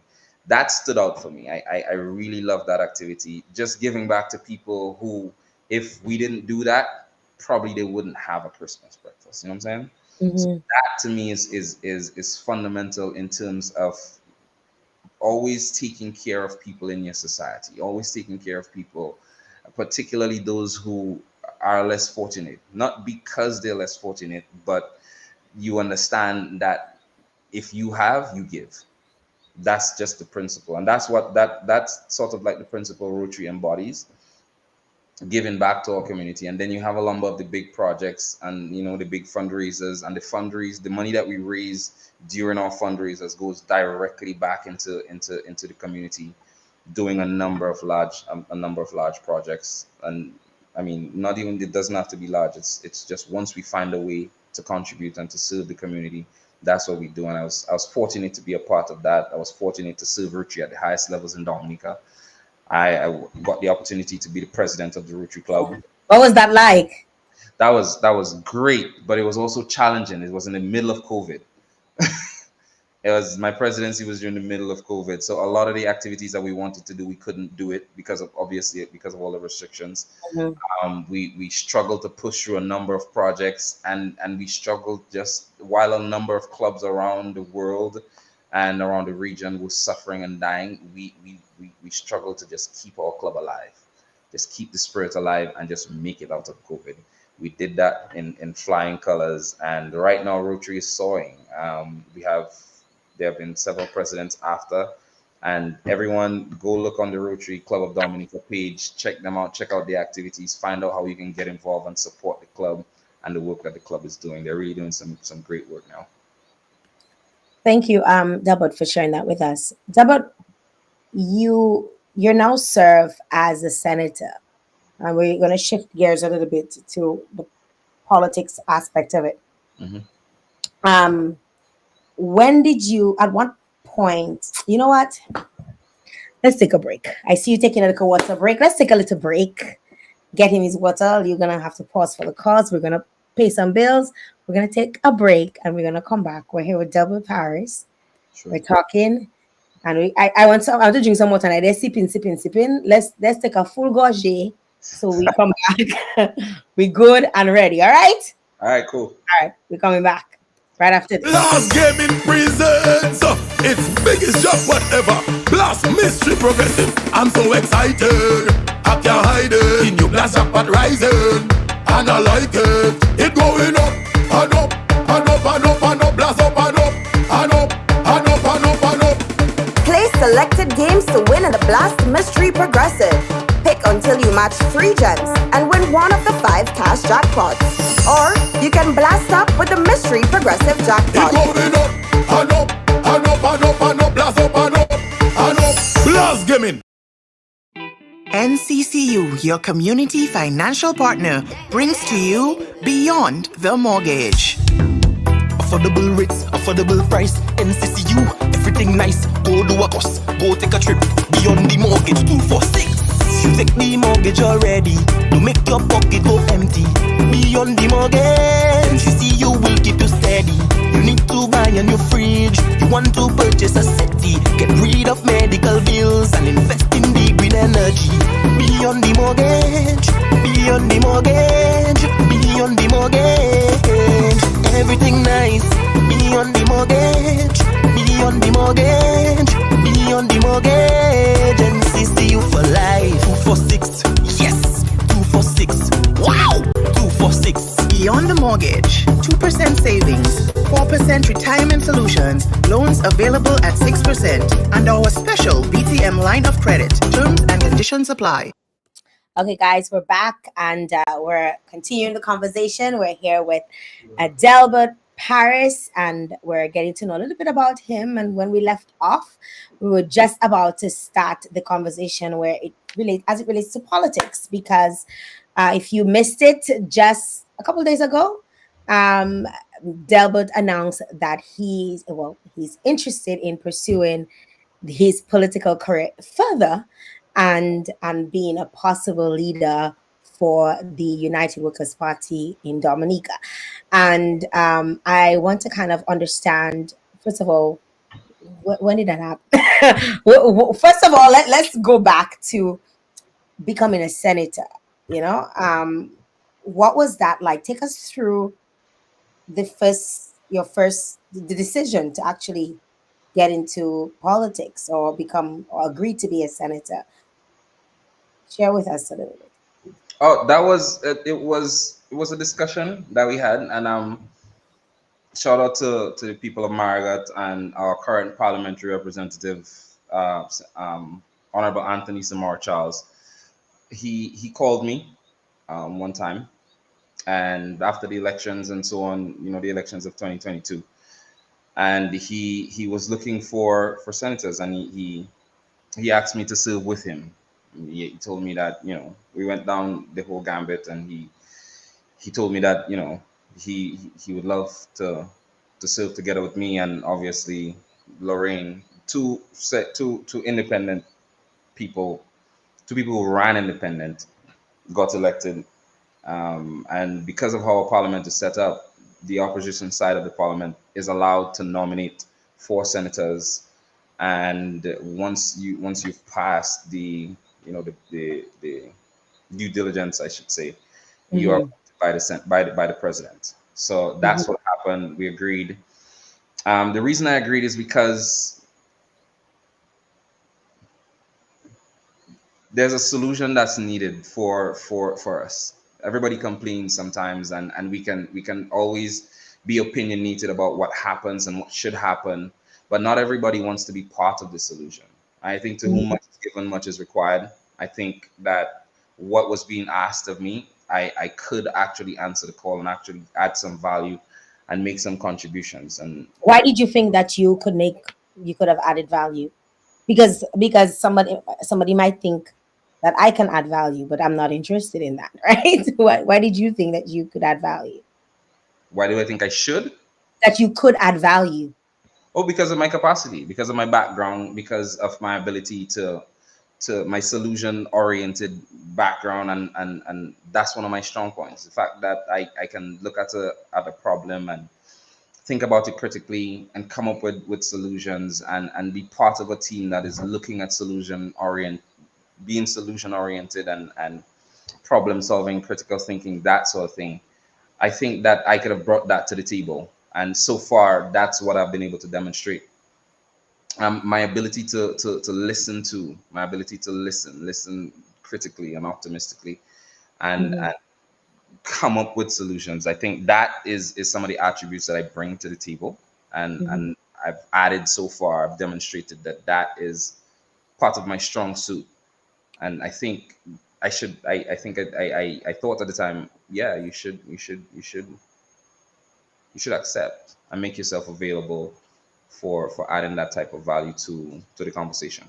What does being a senator entail? Like, just to kind of, because we have people from different different parts viewing, and just to kind of get an understanding as to your role as it relates to your community, as it relates to the party under which you're becoming a senator, as well as it relates to parliament and anything um, beyond that. So our constitution speaks to the roles. So you can actually go down the roles. It gives you the ability where you can vote, where you can't vote. It speaks to your membership and the advantages and the responsibilities that you have inside of the parliament. Outside of the parliament, um, you defer to the the elected members. Inside of the parliament, too, the elected members have more responsibility than senators. You Okay. understand our parliamentary system, the Westminster system, or unicameral parliament, that sort of thing. It sort of describes what our activities are like, Hmm. but you defer a lot to the elected members. Um, your job too is to as a member of parliament to participate in parliamentary activities, to participate in the parliamentary debates, and to make contributions. We can talk about the different times, and elected members get a certain amount of time. Members of the cabinet get a different of the government get a different amount of time. Like ministers, there's a difference Hmm. between those things. But yeah, it's participating in parliamentary activities in the way that you're allowed to according to the rules of the house, and Okay. you get to do that. So, what has that journey been like thus far? Like, how was your experience been It's being been a senator? exciting. It's been really exciting. It's been really engaging. I find it. I like it. I like being in there. I like being able to speak to people's issues. I like to look at the way that we're governing and whether or not the implementations of our projects, the way we're using our finances, the way we're doing certain things, how it really affects everyday people, how it Mhm. affects their lives, how it affects people on a day-to-day basis. Because really, that's what it is. Governance is how the process of good governance really affects people's lives day to day. The laws that are made in there, the things that are developed in there from a legislative standpoint affects people's life immediately. So I'm Mhm. really interested in that, and it's been really engaging to look at some of those things and to really challenge the way that we've implemented some of those projects and some of those laws and some of those financial allocations, and to make sure that we're challenging our administration to make sure that at the end of the day, or I should say at the beginning of the day, our goal is people first. That's Mhm. been exciting for me. That's really part of my core value system, to make sure that whatever I'm doing that involves people, that people's needs, the best interest of people is served first. So being in parliament and being able to look behind the veil sort of has given me that opportunity, and I really love that experience. What is or how do you prepare to for a being in parliament let's say you have to go to parliament Mhm. today and you probably have to talk. What is your preparation? What does preparation entail for you? Um, well, the rudimentary that you get the notices for Parliament, you get the documents, the bills or whatever that you're going to be discussing, and the motions, the resolutions, you get those, and you go into research. You go into research. There's a lot of reading to do. There's a lot of research to do, and then there's a lot of finding out information. Sometimes that's in the archive. Sometimes that's through the different books that you've been given, and sometimes that's through people, finding out from people, finding out from the people who actually know, from government officials, from ministry officials, from accounting officers, and so on. You find out the right information and you put that together, and you present a relevant delivery on the subject at hand. It really shouldn't. Well, because I'm a senator, I don't have as much time as a minister, so I really have to be needle On point point. of delivery because Mhm. I don't have the time to be all over the place because then I run out of time and miss the opportunity to deliver on this subject relevantly. So it's really getting down to the critical mass of it and making sure that your delivery is relevant to the subject. Well, I must say that when, like I said at the beginning, at the start of the conversation here, that um, I'm quite fond of listening to you speak because sometimes you offer insights, whether it be statistics Mhm. or data information, whatever it is that you present. It always gives you like, is that true? Like, let me go look to make sure because you almost not want to verify because Yeah. sometimes information can be startling or alarming, or you're just like, is that for real? Like, some of the things that come out, and there are a lot of aha moments or Mhm. bueno moments for a lot of other folks because people, like I said at the start, people reached out to me to pull your interviews, from online, because I guess Right. I have a skill. So people that know that I can do that, they're Right. like, can you pull this for us? So we can listen. So I must commend you on your delivery, because it shows that you, like, whenever you speak, it shows that you're prepared. Yeah. You're like, you just come across as very, and we can hear sometimes Lauren in the back, yes, tell him. In the back, cheering you on with her pom poms on, definitely, it gets you going because it becomes a conversation. Mhm. May not be a conversation that you hear everybody talking about publicly, but Right. in circles, in small circles, you hear people say, "Did you hear this? Did you know this? Did you?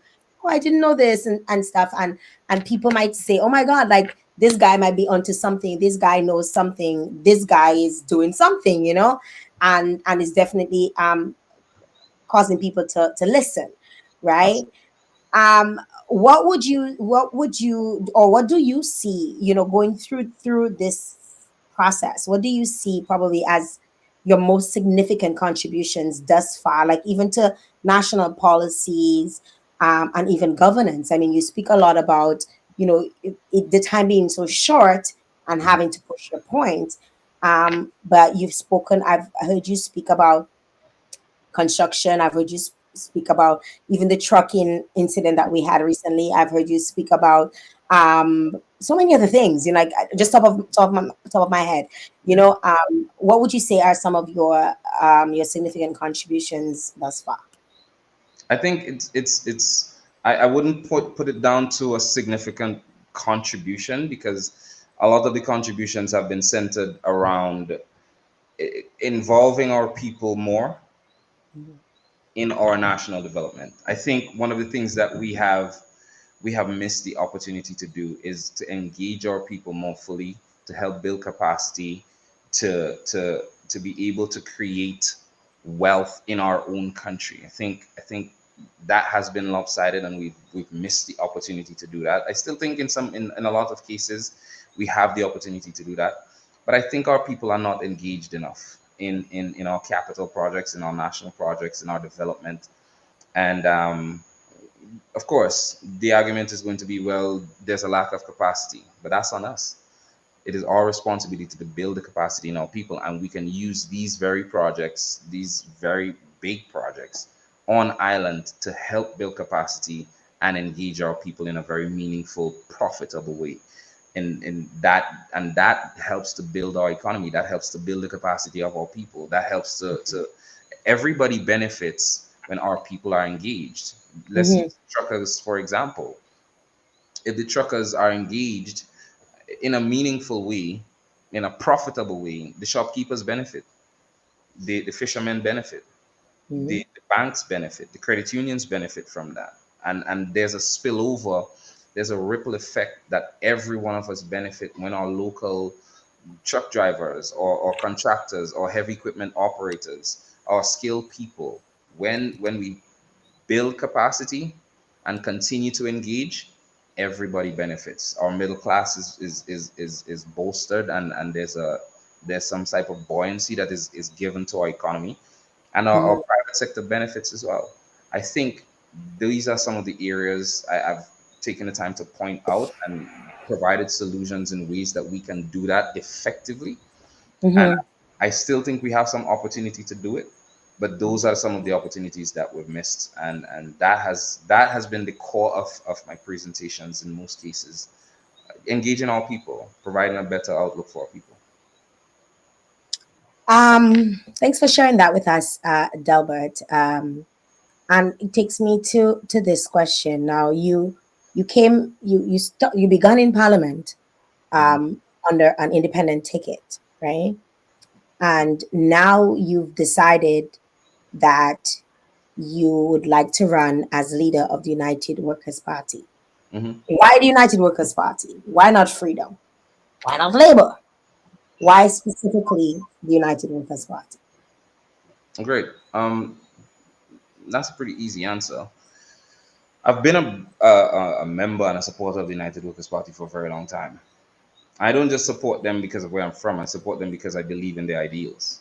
I believe in the remarkable work that they've been able to do, and their objectives and their outlook on putting people first and having people centered outcomes, and looking at the holistic development of the country. I believe in I believe in what that means for us as a party, and that's why I've always supported them. Mhm. I've been a member of the events committee in various different ways, even as someone in the private sector, supporting a lot of the events around the country, a lot of their initiatives. My family has been involved in supporting all of those in whatever way we could. Mhm. That's always been my because I believe in what we do as a party, and that's why I've chosen to offer my services, to offer myself, to step forward, and to be a part of what we're doing going forward. It's also in a response to the call that you continue to hear for new blood and new faces and new energy, added capacity, added value. I think I bring some to the table. Those things I think I have, that I come with. I think adding that to a party that has that type of framework at a different level, and the fact that party has always demonstrated that same type of empathy. I identify with that.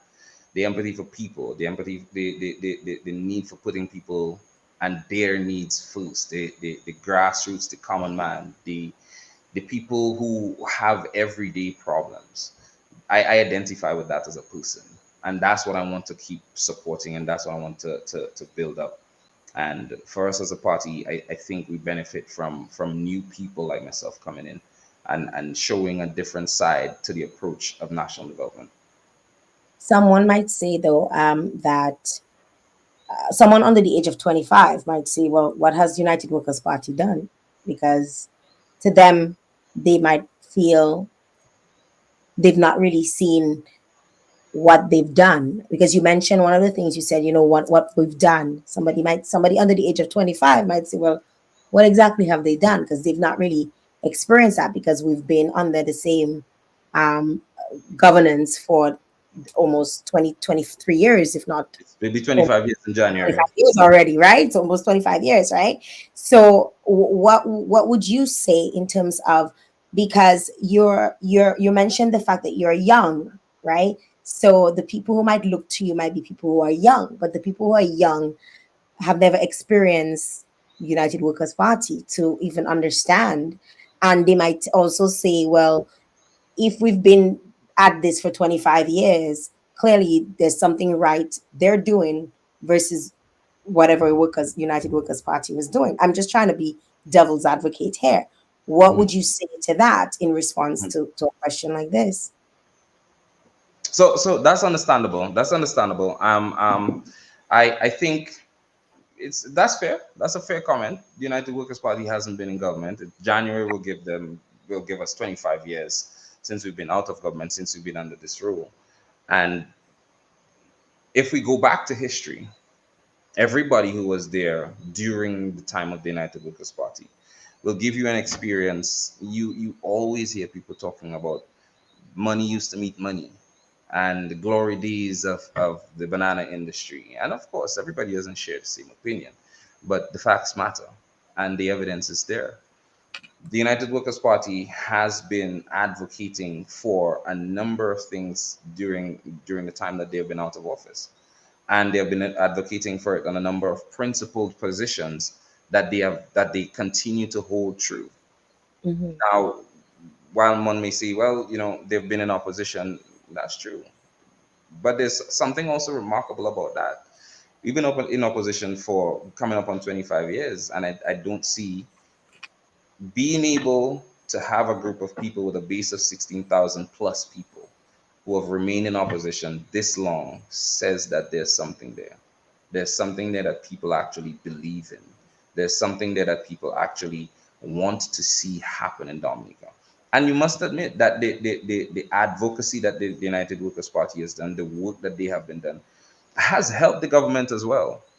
It has helped the government with their implementation, because that's what providing checks and balances are about. That's providing that type of oversight is about. Have we all gotten it right? Probably not. Has the government gotten everything right? I don't think so. But that's what a political movement is about. It's about looking at where you are and constantly trying to improve based on the ideals that you hold true, making sure that you can continue to add value to people's lives. Mhm. You've also brought up the youth aspect of it, the fact that you're young. People get excited about young blood, like you referred to it, Mhm. and somebody going to the commentary, because I listen to a lot of commentary coming out of Dominica, and they would say, well, yeah, you could have come into the party and serve for one of the constituencies, but to run as the leader of the United Work, or to want to even be considered, people might say you're not experienced, you need to wait your turn. And I've heard people say that. They've been vocal about it, and some of that actually comes directly from people who are within the United Workers' Party. What would you have to say where that is concerned, where people feel like you need to learn the ropes, like you're not ready for this to jump to the top. You need to creep, and you need to guay, and then you need to make it, then decide if you want to get to the top. What would you have to say about that? That's an interesting question. So there's lots of different ways to answer the question. One of the ways is people always call for young people to step up. They always call for young people to step up and step to the front. It's young people's time. It's your time, and this and that. And that. And then when young people do, everybody gets scared. Um, I think a lot of it is fear based. It's afraid of the change that you know new capacity, new messaging, different vibe, a faster pace provides, and it's something that needs to be managed pretty well, because capacity doesn't have to wait. If you're trying to get the job done, you give it to the person who has the capacity to do it. And one of the things that's going to work well going forward is our ability to unite around common cause and unite in purpose in actually pushing forward and getting the job done. So the youth aspect of it is very good, because here's one of the things that works. Young people are attracted to what looks like them, what sounds like them. Very often we have missed the opportunity through our messaging, through our modus operandi, to inspire people. And that's what new capacity does. It has the ability to inspire people and get people thinking about their own interests, about their best interest, working and getting involved in making decisions that are going to benefit them and their children for generations to come. I think the youth argument works because they're right. It's new, but it's time for us to use that to our benefit, use that to our advantage, continue to inspire, continue to build people's confidence, and continue to show young people who are my age, younger than me, some who a little older than me, that you have a space in being able to provide solutions to your own country. One of the mistakes that we make, Jael, as a government, as a party, as a society, is that not enough people are listening to young people. We're telling young people we're going into boardrooms that are full of air conditioned, and we're planning things for young people. We're talking at them, we're talking to them, but we're not talking with them enough. We're not letting them be a part of their own rescue. We're not letting them be a part of their own solution. And I think that is an opportunity that we have missed as a country, as a party, as a people, as a society. Young people have the capacity to be a part of their own solution, but we have to provide a listening ear. And that's one of the things I bring to the table. I had the opportunity to do a lecture at the State College in recent times, and as a matter of fact, very recently. And what happened was I had a group of young people, and we were talking about life after DSC. What does life look like after DSC? And one of the things I impressed upon them is, one, defining who you are, defining yourself, and being able to position yourself in a way that you can solve some of your own problems. We did a small exercise where we looked at our communities and we listed problems. And right in the class, right in the lecture, you had people shooting up their hands, providing solutions, real tangible solutions to problems that they were seeing in their community now. I think what young people need is a partner that would partner with them and help them to provide access, to provide framework, financing, support that would help them to develop these ideas. We keep planning a future for young people, but we're not involving them, and we're not going to be there. We're planning, if you're planning a future for people you expect to be there, you need to involve them. And that's what I think we have the opportunity to do with our young people, with our youth leaders, with people who are currently stepping up and providing and stepping out and making themselves available to be part of the solution for Dominica going forward. I love everything you say. I mean, everything you say is valid. Everything you say resonates with me as a still kind of sort of young person. I can call myself young person because they say you're not young after 35, but I feel like you only old when you old in your face and hard in your waist. So for me, that's not the case. However, some folks might listen to you and say, I like all of what he's saying, but we just heard like right after your announcement, the PRO of United Workers Party made a statement stating that, you know, you should it's like you almost like you should wait your turn, like Thompson Fontaine. I mean, Thompson Fontaine is the current leader. I don't think he's had a chance to quote unquote reign, if you had to call it, because he's been out for most of his time as the leader. And some folks might say, that you need to probably, why can't you understudy him? And like he rightfully said, it's not your time. It's like, wait your time now. And I agree with what you said about, young people need a chance. When we think of leaders that have come out of the Caribbean Mhm. who are young, we can think of the Prime Minister as one of them, and they ran on the ticket to give the young man a chance. I remember that like it was yesterday, right? I was old enough to know and understand that. We have people like Dixon Mitchell from Grenada who ran as well, and emerged a winner because he was young, he was vibrant.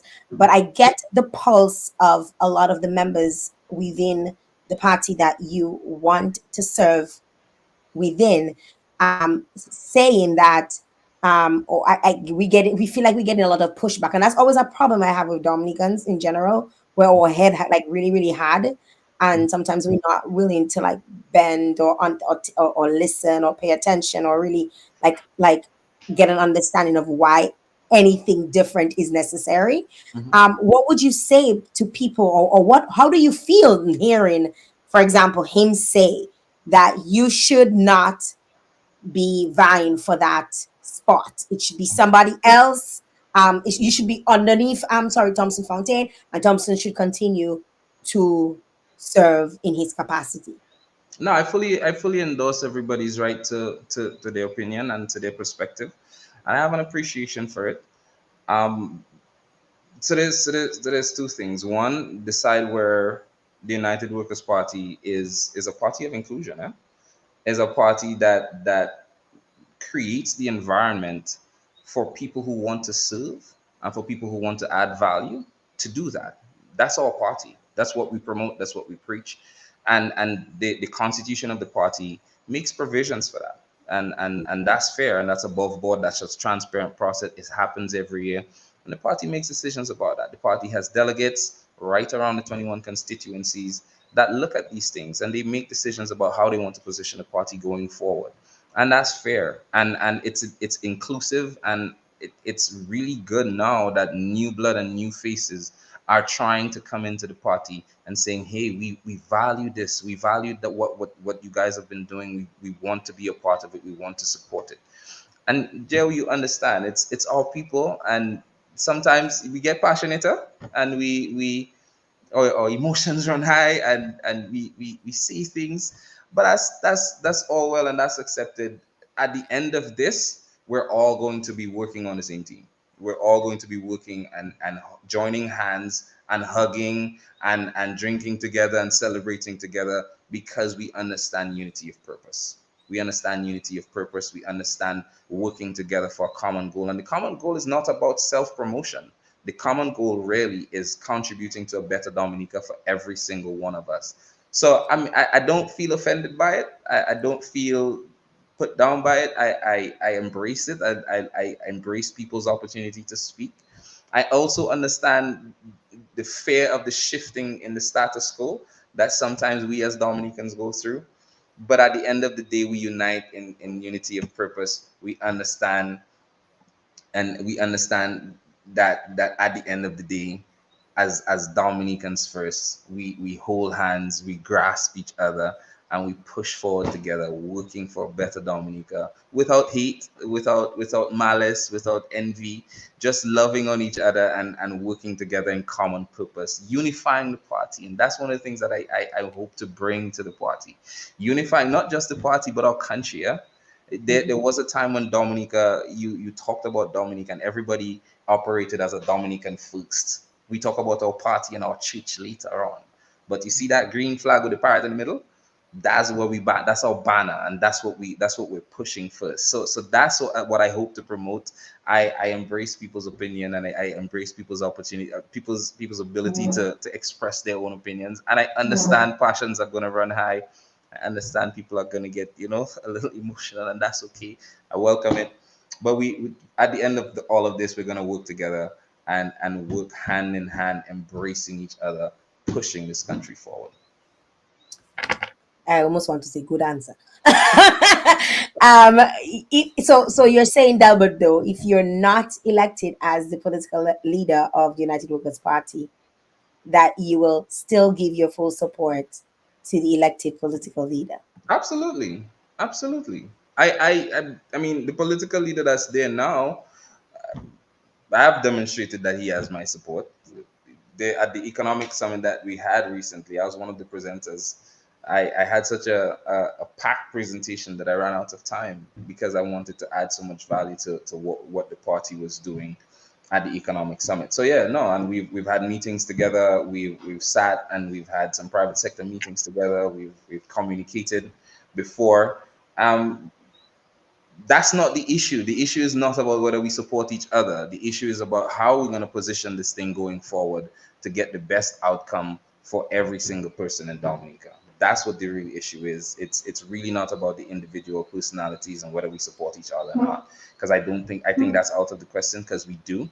But the real issue is how we're going to lock arms together once this is done and work together and push this country forward. You are coming on when people might say there are many challenges facing not just us as Dominicans, but as Caribbean people, period. We might sometimes, when we say, oh, Dominican, it's hard in Dominica, it's not just hard in Dominica, it's hard across the region, it's hard across the world. People's definition of guai might be different, or their thermometer might hit different in different parts. But guai is guai. And one of the things I always say about being a Dominican, where the guai is slightly different, I consider the guai a little bit less than the guai when you're outside, because if you're outside and you don't have food, your neighbor not going to give you their food. Whereas in Dominica, if you're hungry Your neighbor might give you a hand of fig. You might get two fish by the bay. You might jump on a tree and pick a coconut, and your belly will be full, right? Right. So it's different. That kind of guai. What would you say as probably some of the most pressing guais in Dominica that you were able to identify that would make you, because you didn't go on the party that is existing. You are going opposite of that party. So obviously you see challenges and you see issues and you see things that you potentially feel that as a party you can fix. What would you say are some of the most pressing issues facing Dominicans in Dominica and even abroad as well? But to use one word, access. One of the things that we have an issue with is access to jobs, access to opportunity, equal opportunity. It's interesting. I talk to a number of young people and they say it's so interesting that people find Dominica as a gold mine and they love to come here and work here because they find opportunities here. While in the same breath, you have a number of young people finding it necessary to leave. I think access to participation, access to jobs, access to a standard of living and livelihood that allows you, remember what I said earlier in the conversation, to have a future in Dominica that's good enough. I think that's one of the things that people find challenges. One of the ways that we can solve that is by the rebuilding of our growth engines like agriculture, providing more access here. I mean, we talked about cocoa a while ago. That doesn't bar anybody. Everybody can do that, but we need a partner. We need the frameworks that are set up that allows us to do that. Young people, seniors, middle age, the private sector needs a partner that allows them to be able and to create the conducive environment for that type of growth and access. We talk about infrastructure development. What about our participation in that? What about our providing work for our young engineers and our young skilled men and allowing them to upskill on these same projects? We have a marvelous opportunity at the international airport where we are going to see technology that we've never seen before. We're going to see techniques and construction implementation that we've never seen before. That is an opportunity where our administration could create sort of a school right there during the construction of that international airport that allows existing tradesmen, people who want to get into the trades, to actually get qualified while they work and study at the international airport. It's going to be going on for a long time. People do degrees in less time than we're expected the international airport to take to be constructed. That is an opportunity for people to upskill right at home while making a dollar. That is the access that people are missing, and those are some of the opportunities I hope that we can take hold of right now, right here. Let's look at the geothermal plant, the geothermal development, for example. Another opportunity of the types of access and development that we might only see once in our lifetime. But what is the framework that is set up to allow young people who are willing to get involved in that, providing a space for them to upskill and train on the job while during the construction of during the implementation of these projects, that we can qualify ourselves. That not only gives us the ability to work here, but now we have qualified people in Dominica that can travel to work, that can provide services outside of Dominica in agriculture, in construction and infrastructural development, in administration, in policy development. Access is one of the things, and providing a conducive environment for our people to upskill and to grow meaningfully and profitably in our national development. Access and opportunities for our local companies as well, local enterprise, business sector, the business people. They provide a certain level of buoyancy. I mean, there's nothing you do without your middle class. Without your private sector, your middle class disappears. And when that disappears, immediately your economy dies. Your economy starts to struggle beyond a sustainable level. But if we put back our emphasis into those growth engines, if we put back our emphasis into giving our people access and providing them with the support and a conducive environment for the growth that we need, that changes. And that is a sustainable way that it starts to build its own self, creating a level of buoyancy that changes the outlook of Dominica and provides a type of future that is sustainable everywhere. Delbert, these are all, really good responses. But then a huge part might fall on the responsibility that we have as Dominicans, as people, in terms of how we feel, the presence of the party that you're running in and the presence on the ground, right? Many people who are of age to vote, they may say you're not seeing them on the ground, right? Why do you feel young people will follow you? Why would you think that the delegates should even choose you? What makes you special? What are you going to do? Are you able to give us all of this access that you're referring to? Like, how are you going to do that? What are you going to leverage to do that? Because another person might say, and I'm playing devil's advocate, that the prime minister give us an airport and he that give us the geothermal, right? So what are you going to do? You're talking about doing this and doing that, but why should young people follow you? Because I see the gaps, Jael. I see the gaps. I see the opportunity. I identify with them. Yes, we need to be on the ground more. And that's part of what I'm bringing. The fact that I've seen this and I understand the need for it. I understand the need for it. And no, the Prime Minister didn't give us anything. The government is working on something. It's never a one man show. It's all about it's all about collective collective purpose. And governments do that, right? But I see the gaps, Jill. I'm able to pinpoint them. And you see how we were able to talk and we were able to look at you asked me a question about what I think are the plights, and I was able to tell you. Mhm. And that's just a conversation. Imagine when we sit around the table and we get to planning these things and we get to putting money and work in behind of those solutions for our people. That's what we're hoping to bring to the table. This is not to ignore the fact that some of these problems exist, and the devil advocate part of you that is saying, well, no, those things do exist, but we have the opportunity to change it, and that's what I'm hoping to contribute to. That's what I'm hoping to contribute to. One of the reasons that I think I can be trusted is because I believe in our people, Jill. I truly believe in our people.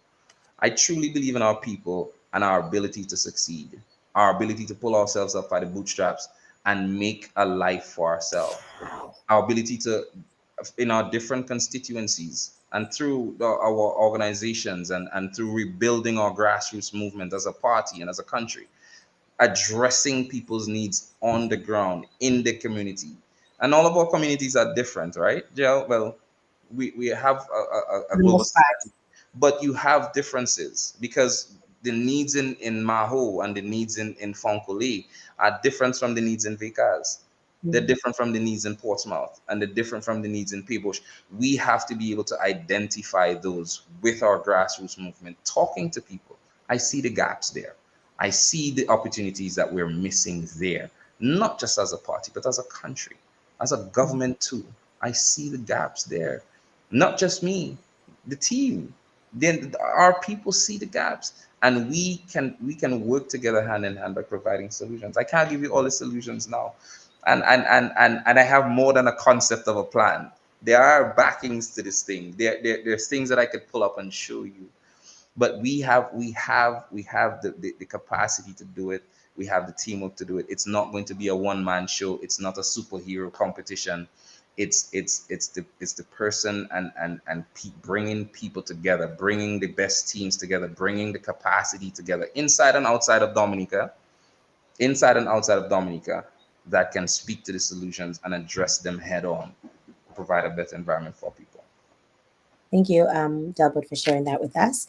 What drives your passion for improving all of these processes, like the access and prioritizing people-centered, outcomes in your various roles? What exactly drives your passion? Because I'm an optimist. I'm an optimist. I believe in people. I believe in people's ability. I'm also a global citizen. I've traveled and I've seen the world and I've seen places that don't have as many resources as we do, that don't have as much as capacity as we do. and what they've been able to do with the little that they have. And I always think, boy, we could do that in Dominica. Boy, we could do that in Dominica. I gave you my experience of Jamaica. Yes. All of the people my age were doctors. They were lawyers. They were professionals with businesses already, and they were my age. Why? Simply because they had access. They had access to education. They had access to financing. They had access to a healthy environment that promoted the advancement of their people. As a general modus operandi, we can do that here. We have the capacity to do that here. We have no shortage of capacity to do that here, and we have missed the opportunities to. And that's what drives my passion. I believe in people. I want to go to the chat a little bit to see what folks are saying. We've been here for an hour and 52 minutes, so we're not going to go past the 2 hour benchmark. No, we're not. And I just want to jump in the chat to kind of test the temperature and see what folks are saying. So McNamara, Casey Sherry saying, what draws me to this man is the fact that he never complains. He always focuses on the solution. It's so refreshing being able to listen to proposed solutions instead of complaints. Too much noise. Um, Valda Bruno is saying, don't worry about on the ground jail. I guess when I talked about, the work that's being done on the ground, because obviously that is a concern. That's a concern for many young people, especially young people who do not know. Like I had a conversation, and I was explaining to people, that I don't really sway towards any specific party. I believe I'm very solutions driven, and if somebody, I don't. You can me as much as you want. I don't. I don't subscribe. I Yeah, not believe yet. Not I yet. believe in I'm very solutions driven, right? I am and that is something that I have always been. And if I see a problem and somebody's able to solve it, let's run. You can Let's solve the problem, you're a problem solver. Let's I see and I identify a lot of issues with a lot of things, and sometimes I bring it up Mhm. and I've sent multiple proposals and they get probably put in the garbage, whatever. Because if I see something I feel like we can improve on that. So I usually don't steer towards any, because if something is being done good, I say good. If it's not being done good, I say the same. However, folks might be wondering, a lot of young people who I've had conversations with, some of them I'm not even registered to, Right. Right. and like they've because to them it's like, They why haven't does it matter? they haven't found a reason to. But a lot of them, they say, why does it really it doesn't really matter if I do or if I don't, Yeah. because they often the temperature is that they've often been left out of, and you mentioned that they've Exactly been right. left out of a lot of conversations. And we see like a lot of young people try to even not necessarily replace but understudy to even get into different positions in Dominica, and just regular civil society positions, or even regular, up in a company, and there's all of this, riffraffing, and they're like, oh, you have to take your time, you cannot just, oh, who did she sleep before to get there? It always has to end up there. It cannot be, that you put out the work, and that's why what would be your call to young people in terms of what they need to do in order to make themselves ready when access is granted? Because you talk about access, Mhm. Mhm. right? So when access is granted, what would be your call to young people in terms of how they can are they going to be listening? Are they going to be listened to? What exactly would be your call? Step out and speak loud. You have somebody that's listening. Period. Drops mic, walks away. Yeah. Step out, speak loud. You have somebody that's listening. Jill, exactly what you said is what I was alluding to early on. We don't listen to young people enough. And we ridicule them very often. We misunderstand them very often without even giving them a listening ear, without even saying to them, hey, I'm coming with a blank sheet of paper. Let me hear where you are, what's affecting you, What would you like to see in the next 10 years? What would you like to see in the next 20 years? What makes this place safer for you? What makes this place conducive for your growth? The things that you're seeing your friends and your colleagues doing in the United States and in Antigua and in St. Kitts and St. Lucia. What do they have access to that you would like access to? They're probably not going to say it in the Queen's English. They're probably not going to say it in a nice way that we would like them to say it. But we understand. And what they're looking for is a partner that would say, hey, I want to help. I want to help you do exactly this. Yeah, we need to polish this up a little bit and we need to put it differently, but I want to help you to do this. My advice to young people, step out and speak loud. Let them hear you. Let us hear you. And finally, you have somebody that's listening. I wanna switch gears off the politics and on to another or on to other things. Before we move on to that, Jael, before we move on to that, I still want to speak to, just for like 30 seconds, I still want to speak to my seniors because there's often a disconnect that is put into the conversation that says young people gonna take over, they're gonna wreck this thing. And that's not true. I don't think our seniors understand how much we need them. I don't think they understand how much we depend on their wisdom, their experience, their knowledge, their guidance. We just want to partner with you. We want to do it together. You know things that we don't, but we also know things that you don't, because we live in a different generation from you. We're faster. We have more speed. We have more energy. We can champion the message and go further with it. And sometimes our seniors get afraid of the change and the shift in the status quo, and it's unfair and unfortunate. But I want to reemphasize that we need our seniors, but we need you as a partner, not blocking traffic. We need you. We need you as a partner We to need you help. as the police officer. We need you to help us to get there. And don't worry, we're not giving up on you. We're still gonna take care of you. We're still going to do it together, but just allow us to run faster. Allow us to go further.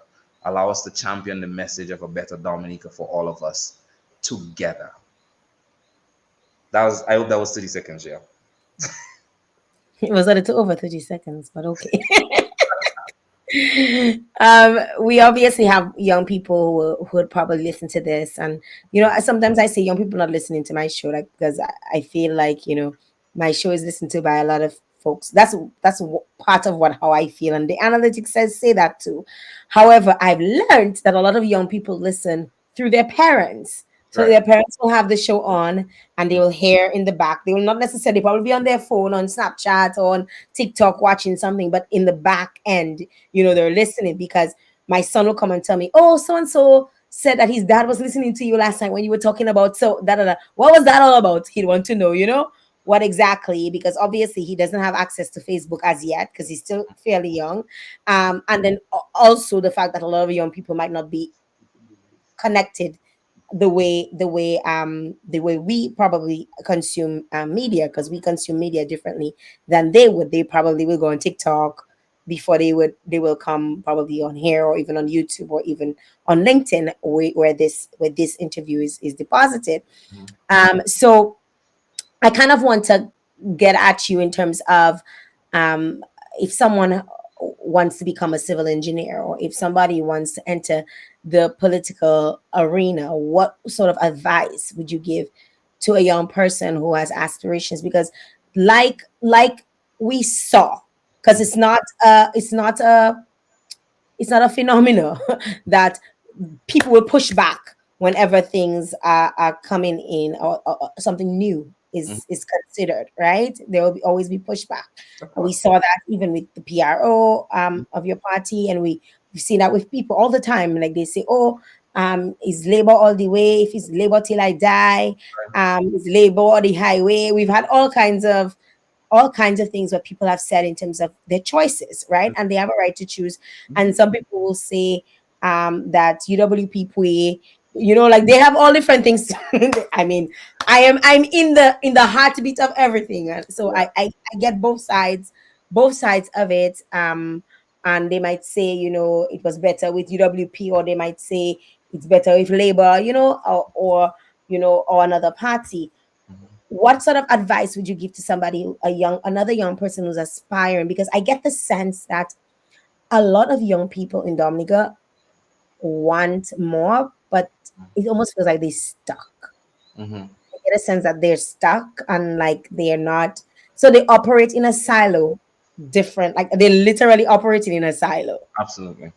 What sort of advice would you give to young people in Dominica? Organize. One thing you have them, those one words, access, or you behaving like Trump, organize, jobs. Oh, yeah, and compared to Trump already, Jesus. Like Trump. No, I love Trump. I love Trump because Jael, we're not gonna go there. Let me answer the let me question. explain to you. Let me explain to you why I love Trump. I love Trump for the way he simplifies everything.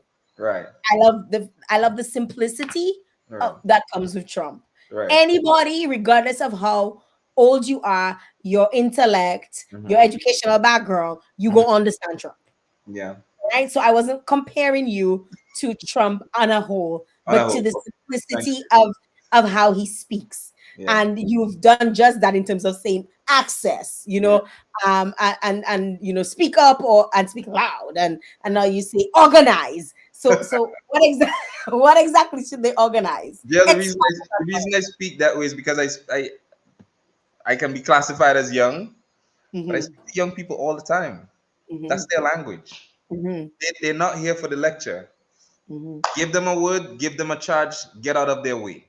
No That's time for rubbish. no, not too long, 30 seconds or less. They be on TikTok, so we have to give them something to go. My advice would be to organize. Organize yourselves, organize your groups, organize. Jail, the amount of young people who have reached out to me on my phone, on Facebook, on social media, and said, Mr. Paris, we have a group. We have a group, and it's our name is called XYZ. Our name is called this, that, that. Can we have a meeting? Can we talk? Can we do? Because I'm my takeaway from it is that they can identify with what I'm saying. They can identify with the messaging, and they have that. What they're looking for is a partner. Keep organizing, keep building your capacity. Academic education is just one leg. You can do individual education. It's called personal development. Continue to read, continue to research, continue to ask the questions, continue to speak up and organize. So go solve a problem in your community. Jill, my entire youth was spent in volunteerism. I spent my entire youth from the time I was 15, 16.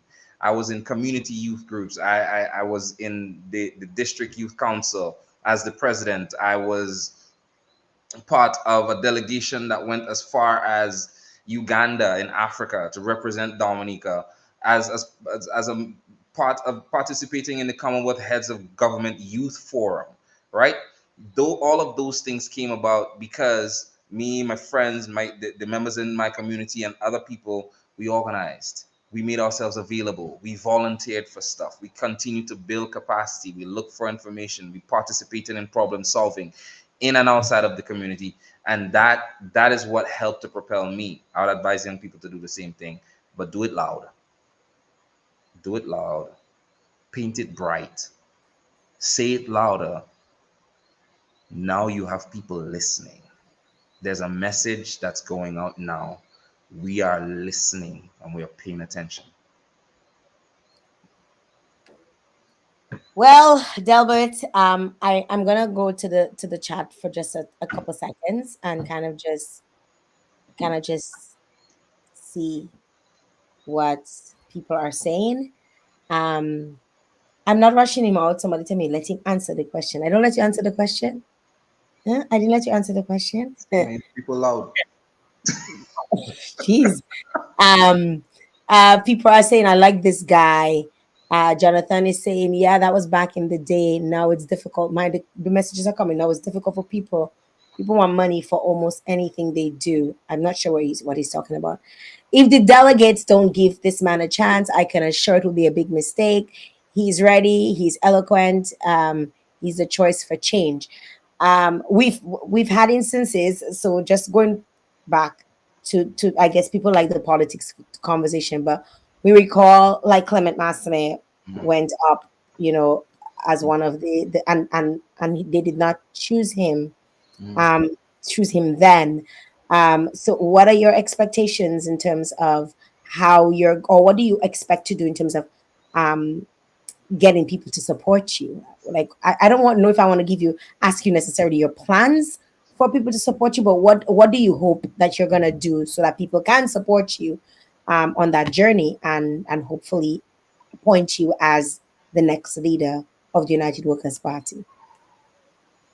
Present the option. Step forward, speak openly and plainly with the empathy that really describes who I am, providing an alternative and a solution to everything we've talked about tonight, but also being respectful of the process and respectful of the people involved in the process. Mhm. Understanding that they have a choice to make, and it's not always easy to make that choice, but giving them enough information, providing enough information, making myself available, like I'm doing tonight on this forum and any other forum. I'm willing to make myself available for the questions. You didn't prep me with any of these questions; they just came No, fine. So yeah, I did not prep you like nobody else. providing giving people the access, Mhm. engaging with the members of the other members of the party, engaging with some of the delegates, ensuring that we're whatever we're doing it from a place of information and a place of not putting an individual man, but putting the party first and putting Dominique, which means for me putting Dominica first, giving Dominica an opportunity to benefit from the best that we have to offer. We have missed opportunities in the past, and we're getting a chance to again to look at greater involvement, greater engagement, and at the end of the day, we're going to be respectful of the process, respectful of the people involved in the process, respectful of the rules that guide our party, and we're going to make the best decision coming out of this. And at the end of the day, we're all going to lock arms together. We're going to hug. We're going to heal our wounds. We're going to get more inclusive. We're going to rebuild. We're going to hug and kiss and move on and get the work done. Well, we will find out soon, right? Soon enough, when the next delegates meet up for when that is. Is that anytime soon? I think It's in that December. It's yeah, in December. It's in a few yeah, I weeks. know. Okay, Yeah, so you just have a few weeks, a few weeks. Yeah, to be sure. Time. and a lot of it looks like you have a lot of fans already. A lot of hearts will be broken if you don't, and Oh, a lot of people will be happy if you do. By the looks of the comments that are coming in. yeah. I want to take this time now to open up the floor to you, Delbert, for your final words. I mean, this has been a really good conversation. I feel, I mean, I like you rightfully said, I didn't prep you for Yeah. anything, and I didn't want to. This show is not about badgering anybody. This show is about just getting to know the person, and you've put forth your name to be a leader, to actually be a leader of the United Workers Party, and hopefully at some point, probably even a leader of government. And we have to pay attention to that. We have to ask questions, and not too difficult questions. I mean, you're my boy, so I'm not gonna run for you. So if you can be vexed, you can flash it to be flashing. You didn't like what I asked. If I didn't ask something that they wanted, or if I asked too much, or I didn't get the answer to what I wanted to. Oh, I should have asked something else. No, My bad. I think you were fair. I think you were fair, JL. I don't shibboleth anybody on my show. I've And I never like, shibboleth I like the anybody. questions that you asked, and I hope I answered them, and I gave you enough that satisfied the answers to the questions. I want to give you the floor for your final words before we wrap up, because I mean I think we've touched on everything, and anything else will be redundant, or it might just be repetitive. Might be. So I feel like I should give you the floor so you can share your final words before we wrap up. My final words is not gonna be. We've been here for 2 hours. My final words is this: I firmly believe that the season that Dominica is in is very, very critical. it transcends political divides and it transcends political parties. It's very, very critical. How we move forward will determine what our future as a people, as a country, as a sovereign nation looks like. I think we have the opportunity now, all of us, our young people, our seniors, the people in the private sector, and the people in the public sector. I think we have an opportunity now to make the right choices for Dominica going forward. I'm stepping out and I'm speaking loud about wanting to be a part of that solution, about wanting to add some value. And I'm hoping that it will encourage other young people, other seniors too, other people in the middle class and other people in the private sector who feel like they have Dominica at heart, who feel like they have the love and the empathy for people, who want to do that, to step out too and to say, hey, I want to be a part of the solution for Dominica going forward. I want to make sure that we can participate together going forward together. All of us in the working class, all of us, the common man, because we are all common people at jail. We all bleed the same.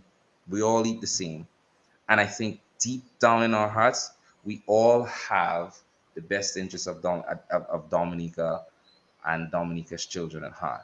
I look forward to working with you. I look forward to working with all of you as we step out and we speak loud about our interests, about our hope for better Dominica.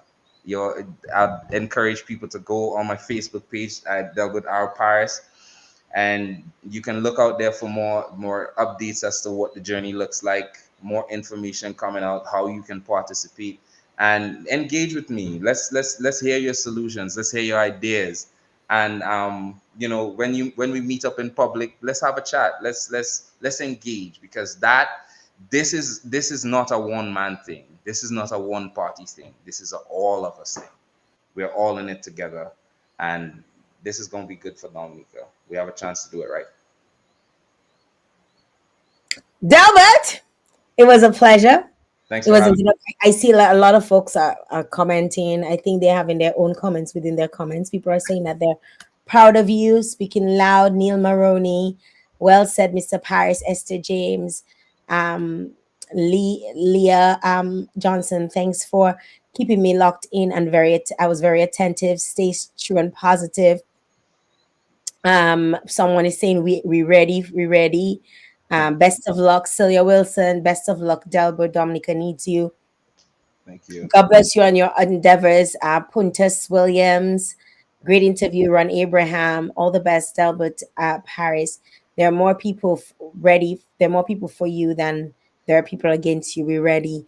Um, uh, GV Paris or GV Paris is saying, My sister. great interview. I was your sister, right? Yes, it is. Yes, I'm so proud of you. Definitely a breath of fresh air, brother. Herslin, well done. Yes, because they losing great opportunities and they stuck in their own ways. Tommy Pemby saying, loving Liz is saying, great interview. I'm extremely proud of you, Delbert. And I pray you get the opportunity to serve in your full capacity. I believe in you and I trust that you will do well. You have my full support, my friend. Chad Ferrara, bravo, good stuff. Bless up. um, Jerry saying great interview. Miami Stuart Charles, great interview. Step out, speak aloud is what people are putting on there. Yep. Um, I've never been to France, but I know a Paris. Somebody says. I like that one. I like that one. Jamie John Baptist is saying that. Boy. First time listening to this young man, and I'm very impressed. Candy Hamilton, family, you make us proud every time. That is Ali Tula is Mhm. saying that. Delbert, it was a pleasure having you on the Thank show with me. Thank you for your time. Thank you. I want to shout out Lorraine. Lorraine is like, let me tell you, Lorraine is like my like if she's not a top fan under my page, I don't know what Facebook's flipping on them. But Lorraine listens to my shows religiously. She's also supported my shows through the institution that she works with. You Right. know, and Lauren is definitely one of your fans in your corner. Every now and again she'll slide in my DM and she'll She wants to tell me what she think I should do with my life. Lauren is definitely. I just want to say thanks to her because she Thank was you, the one Lauren. that, she was the one that made initial contact weeks ago Weeks and ago. said, "Hey, you should consider something to consider, JL." I just putting it out there, something to consider, And I said, "Oh, of course, considered." Like because I don't really. It's not really something that I have to think twice about guests coming on my show, especially if I feel they have something meaningful to contribute. And I was, and it happened, and we're here, and you just opened up December in a wonderful way, and we look forward to seeing how else you're going to inspire us Dominicans because we're watching. You I using short words like you. We watching. We're watching. We watching. We watch. Of course, we watching. We Watching. watching. And I must let you know that we appreciate you and thanks again for your time. Thank you, Jael. Thanks for having me, my friend. My friend.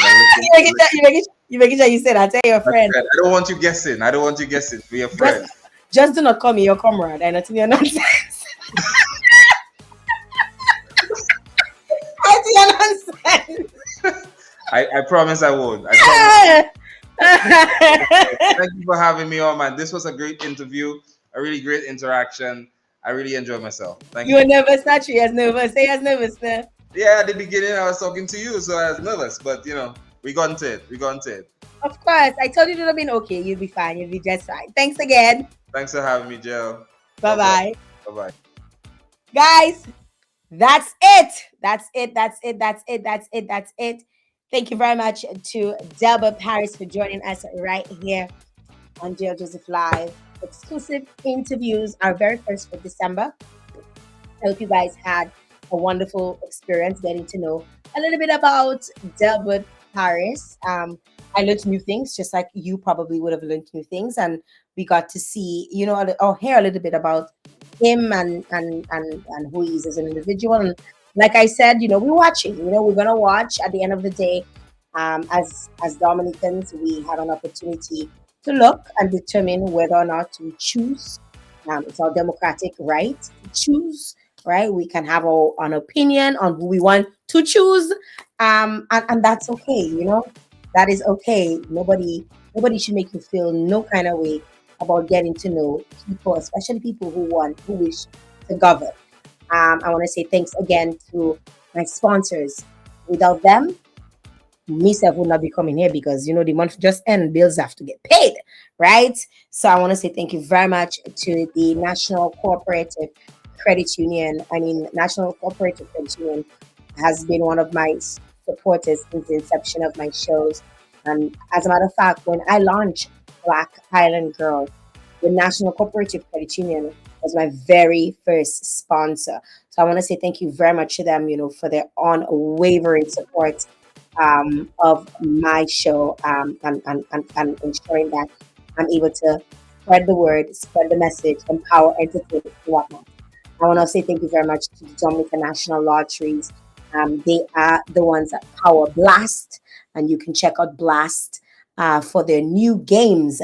And also to Homebase Limited, the importers of Italian, Brazilian, and all that good quality tiles with great customer service as well. We say thank you very much to them. And of course to you, the listeners. Thank you very, very much. The viewers, those of you who commented, those of you who shared, those of you who tagged folks, those of you who interacted. I truly appreciate you. You could have been anywhere else in the world, but you choose to be right here with me. And I absolutely appreciate you and the support that you give to me. Thank you very much. Thank you very much for all of your wonderful support. It's my time. I'm going to say good night. And again, until next time. See you soon. Make sure you like, follow, subscribe. So when I have a new show, so you don't miss, you don't come late, you don't reach late, you have to rewind the whole thing and watch it again. Or you can go on YouTube and watch the entire thing on your own time and stop and fast forward and rewind and so on and so forth. But you could have come on time. Just follow the page. Stop just saying there like you incognito. I just see all incognito, I don't be incognito. Follow the show, follow the vibes, right? Until next time, guys. Bye-bye. Have a good night.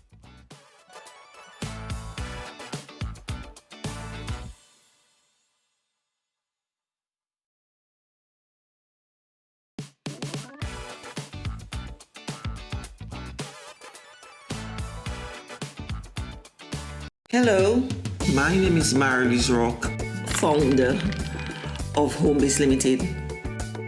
Better known these days as the Thai Lady in Dominica. We are tile importers from various countries such as Italy, Brazil, Mexico, and China. We've been in the market for the past 18 years, and we've grown to be the #1 tile company in Dominica. I'd love to get it across that it's not just buying a tile because that's the amount of money you have left from the building. Tiles are the things used most in the house, and it's an investment you're putting your money into that should last you hopefully no less than 20 years. Our staff are well trained. The length of time they've been working in Homebase, some as much as 15 years. They have acquired knowledge which the ordinary person would not give an eye to, as to the texture of the tile, the warmth of the tile, the size of the tile, and the areas it's most suited for. Our main store is at 94 Independence Street, Roseau, and our warehouse is at Kinfield Industrial Site.